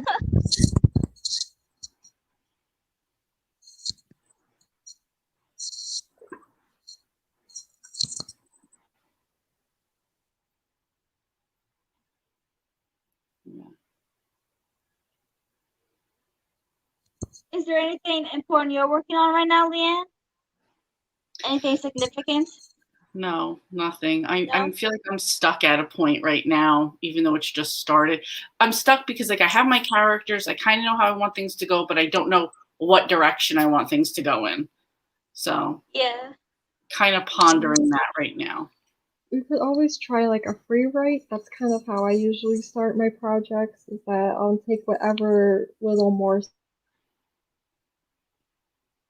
of the story and just for as long as I can, and then I usually go back and I edit that, and usually most of the free write doesn't end up in the final cut, but it still just kind of gets me going in the first place, which I think is kind of the hardest part sometimes, is to just start a piece, Yeah. So that's one thing you could try. yeah. Yeah, like I said, I'll sit in world building and research and all of that and be in love with that. Then it's like, okay, this is done. I have to start writing. And I'm like, oh, I don't want to do this part now. Yeah. It's like, oh, I just made up a world. That's all I want to do. Do you ever outline, Leanne? I don't, and I think that's a problem that I need to outline. Do you like to outline? Yes. You do? Okay, then you should probably outline. Yeah. I'm gonna say I hate doing it, so I never outline. I've watched a few writers that they almost like write pages and pages of an outline, almost where I feel like you wrote a lot of the book. Like it's not an outline. Yeah. Where to me, I feel an outline it just feels too redundant in order to have a fleshed out outline. You're writing most of the book, so I don't particularly like doing it, but I do know that it helps some people Mm-hmm. It's just whatever your writing style is. I'm sorry for interrupting you. My connection's weird, so I didn't realize you were talking. Yeah, so you don't outline, like, at all? I will write notes sometimes if I'm like, okay, next chapter I'm going to talk about this. Yeah. Well, I'm happy to find someone else who doesn't outline, because I don't outline either. It's boring. Yeah. We're slightly more of Cancers, I think, so that's just our style. What is it, planner and pantser? Plotter or plotter. That's it. Yeah, Leanne, before you came on, we were talking about our favorite and least favorite parts about writing. What's yours? My favorite part is the world building and the research. I love the details that go into that part. And the writing is the hardest part for me. Yeah, I said that world building was one of my favorites, and the fact that I created this entire world. And that's kind of Robin's answer for that too. My least favorite I mentioned was the research. Like when you have to research little things for your story, I'm not a big fan of research. That's the part I love. On one of mine, I had a part where there was a riverboat, and I'm like, let me just take 2 weeks to research riverboats and like what they're like and what. And I really enjoyed that part. So, yeah, but the thing is, I probably used like one part of it. Yeah, I actually just love the writing part. I don't know if that's a popular or unpopular opinion, because even though writers obviously love writing, a lot of writers also don't actually like the writing part. They just prefer it to be finished. Me, I love the writing part. I love to write it all down and to create these characters and to form these relationships. I love it. That's awesome. I wish I had that part. Yeah, my story has changed so much from like the route. Definitely. It would be so frustrating to have done the outline, and now I'm like, wow, there's like 2 character slots I am pretty much changing everything about. So it kind of just like causes more work for me in the end. I feel like if you are someone who is going to outline, you gotta be one of those people who are like, okay, I got this all planned out and I'm gonna stick to it to like a point. But for me, I like to kind of just listen to what my characters are telling me and kind of follow their own whims. And I feel like you get a little bit of development from them in that aspect, and that's something you can't really plan out. I kind of had an idea of like how my characters were going to develop throughout the story, but mostly they kind of, they kind of told me on their own, like, where the parts of tension between characters were going to be and who they were going to end up being by the end of the book too. So. Yeah. For plotter versus pantser, I think I'm kind of in between, because there are things that I have planned. Like there's this one scene from book 2 that I had planned before I even wrote book 1. I knew I had to have that scene. That was actually the first scene that I thought of that created this entire story. And then I needed to after I thought of that scene, I kind of needed to make a backdrop about like what was going on in that scene and stuff. But then there's other times that I come up with ideas, and it's like, and sometimes they can change into a whole other direction, Like earlier when I was telling Robin about the idea I had just come up with a little bit before Leanne joined us, I had just come up with that idea. It was so different, and I wanted her advice on it, and it changes things and stuff, but I really like the idea. Yeah, sometimes that's exactly it. You get a better idea while you're working on it. And you wouldn't have gotten that unless you were just in the middle of things and working on it. Yeah, yes, exactly. Definitely. How far are you into your book, Johara? Or did you just, you just published in February. I mean, I'm thinking you're maybe not that far. I'm not even in the middle of the book yet. I am on page 76, and I've written 24,204 words. Wow. That's a good start, though. Nice. Yeah. That's a good chunk you have out of the way. Mm-hmm. And this is going to be it? It's a trilogy? Yes, but I am going to make a prequel for a villain backstory. You did say that. But yeah, it's gonna end with this book. This is gonna be the conclusion. So now, is the prequel going to be about Jasmine or about some other characters or situation or something else? it's gonna be about two other characters, sisters. One of them is the villain from my series, Okay. and then her sister. It's gonna be about the two of them. I love that type of thing. Yeah, I love that. But yeah, with the idea that I came up with, I was telling Robin about it. Kind of like this is kind of the Chosen Ones trope because I do love that trope. But basically, I'm going to challenge it a little bit because I put a twist on the trope. But because I came up with this idea out of nowhere. I just started writing during one of our sprints today, and I came up with this idea that I fell in love with. So basically, Rosemary, how the Chosen One was created, was because Rosemary, her ancestor, did a spell before she died to make it so all of the people in her bloodline have magic until the most powerful one, which came to be Jasmine, is born, and then she would become the Chosen One. And but then I came up with the idea: what if there was someone who was just as powerful as Jasmine, who was the original Chosen One, and then they end up dying, and then Jasmine ends up being chosen afterwards. So it's like she wasn't the original Chosen One. Right. And you're going to put that in? Yes. Or you were debating? Okay. I was debating, but Robin really liked the idea, and I really like it too, so I decided to do it. That's interesting because one of the things I'm struggling with in this story is if I want to add magic or not. And I already had this like previous idea, and I'm like, should I apply that to this one where there was like a very ancient witch, they trapped her through an elemental magic, she wound up having her kids while she was trapped. They went on to have some, they went on to be witches and have their power, and then somebody put a spell on them to stop their magic.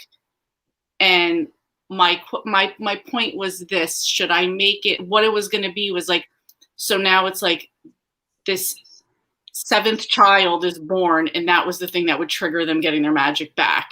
They didn't know that this whole time. It just happened. They always heard like in their past, like, oh, we did have magic. There's magic powers. They kind of think that their ancestors were like crazy, like whatever. That's not true. Yeah. And then when the seventh child is born and then they get their magic, it's like, oh shit, it was true this whole time. I like that. I struggle with it though, because I'm like, should I do that or not?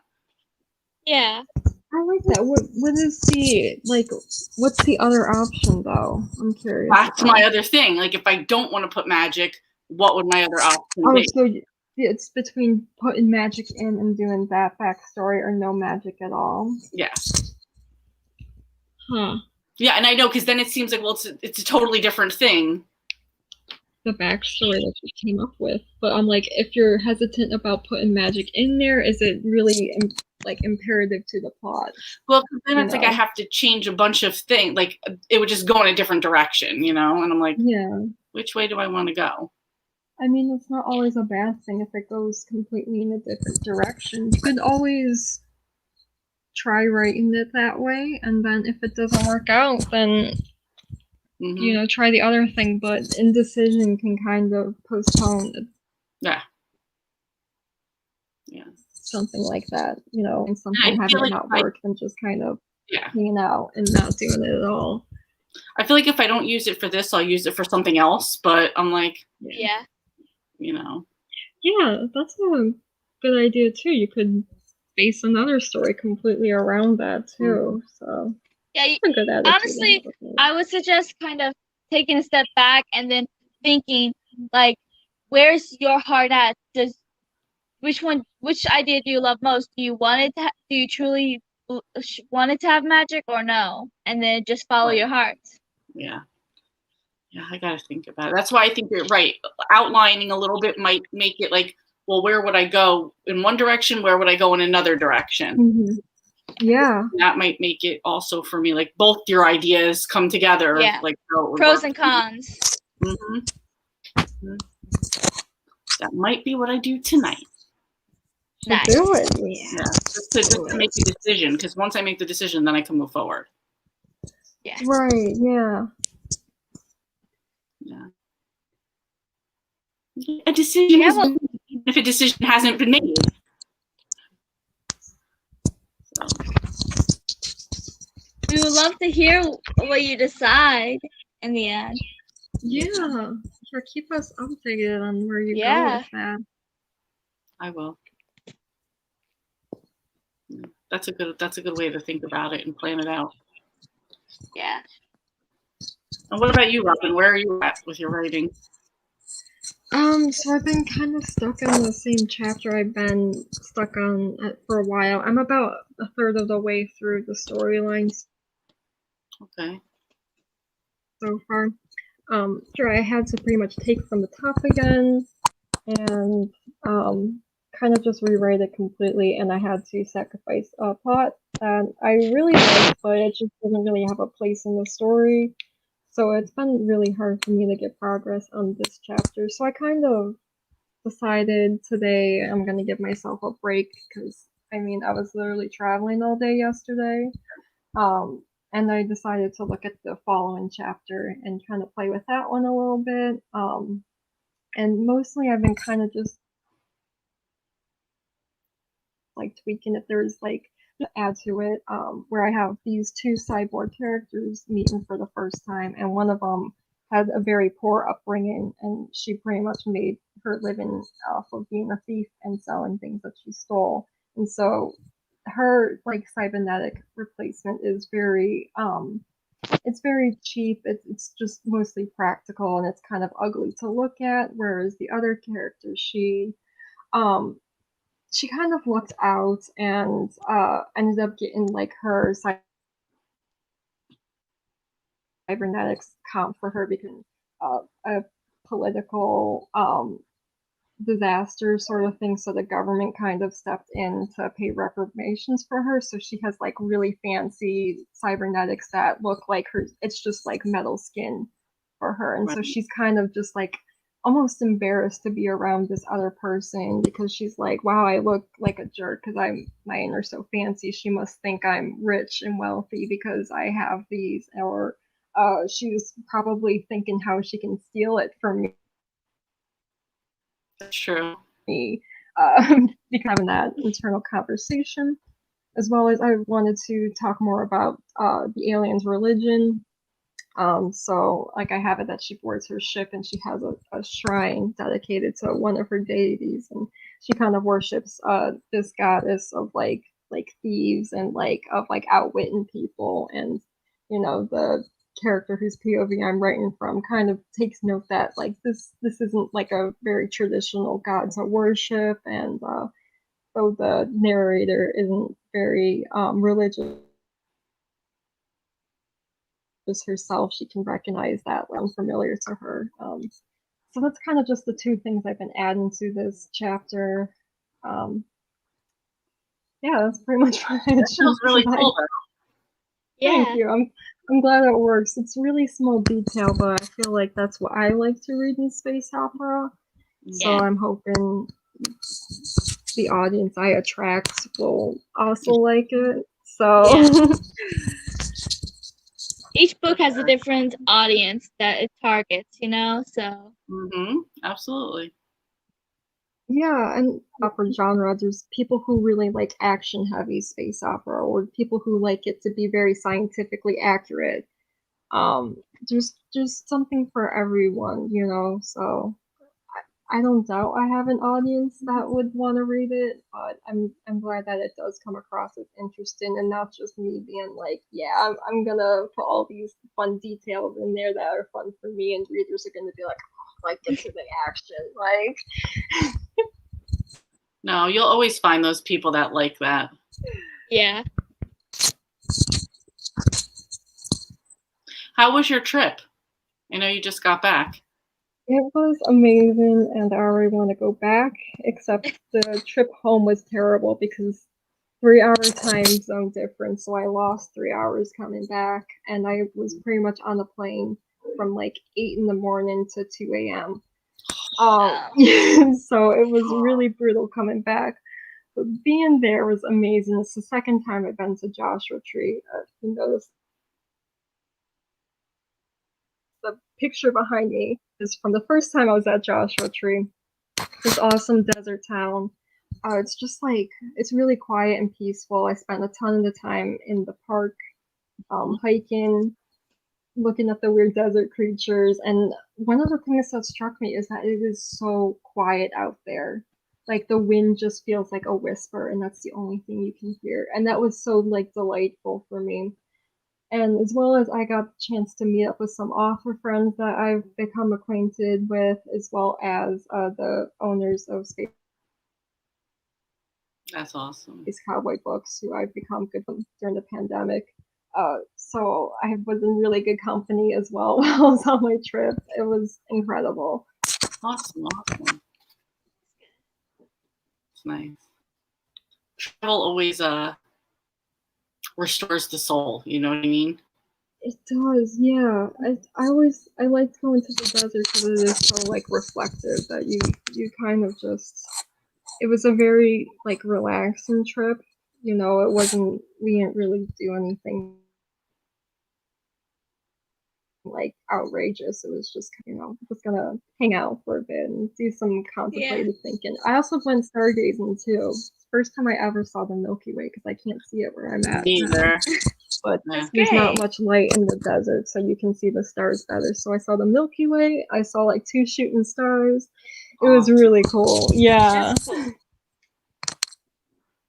Awesome. Yeah, it's a very special place for me. So, Nice. yeah. Nice. Well, it seems like we're all starting to get somewhat progress on our books. Like we're figuring things out, and that's as important as the writing process, getting things figured out. Mm-hmm. Yeah. Yeah, Just once you have that, you know where you're going with it, and then I feel the writing becomes a lot easier.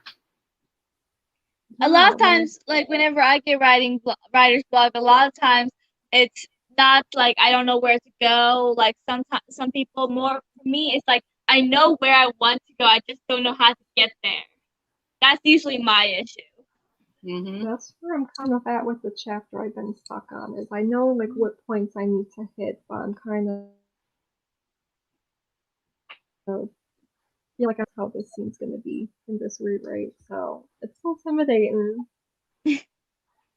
Yeah, but it sounds like you have a plan.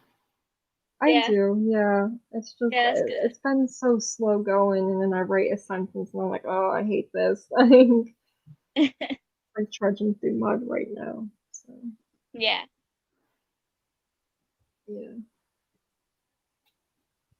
Well, it's getting late, and my device is about to die. So how about we end this for tonight? Yeah. Okay, and then so yeah, sure. Our next sprint will be when? I think we're doing every other week. Was it? Yeah, I was gonna say, was it every other week? Yeah. Yes, Leanne. Do you want to host? Yeah. I will if you guys want me to. Absolutely. It's up to you. You don't have to if you don't want to. I would like to skip this turn, and then when it comes back around to me, I'll be ready. Okay. So I think it's my turn again then? Or is it Tiffany's? I don't think she hosted a writing sprint yet. Tiffany. Oh, I forgot to talk to Tiffany.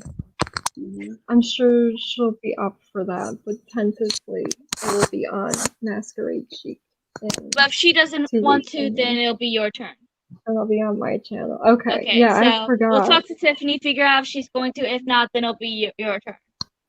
Yeah, that works for me. Yeah. Okay. I was like, awesome. So see you next Wednesday. All right. Is it next Wednesday or the one after that? It's 2 weeks from now. Okay. Okay. I wasn't sure. Yeah. We'll see the 23rd. Okay. 23rd we're looking for. Thank you so much for joining us, Najma. Yeah. We had fun. Yeah, I hope to see you again next time we sprint. Yeah, definitely.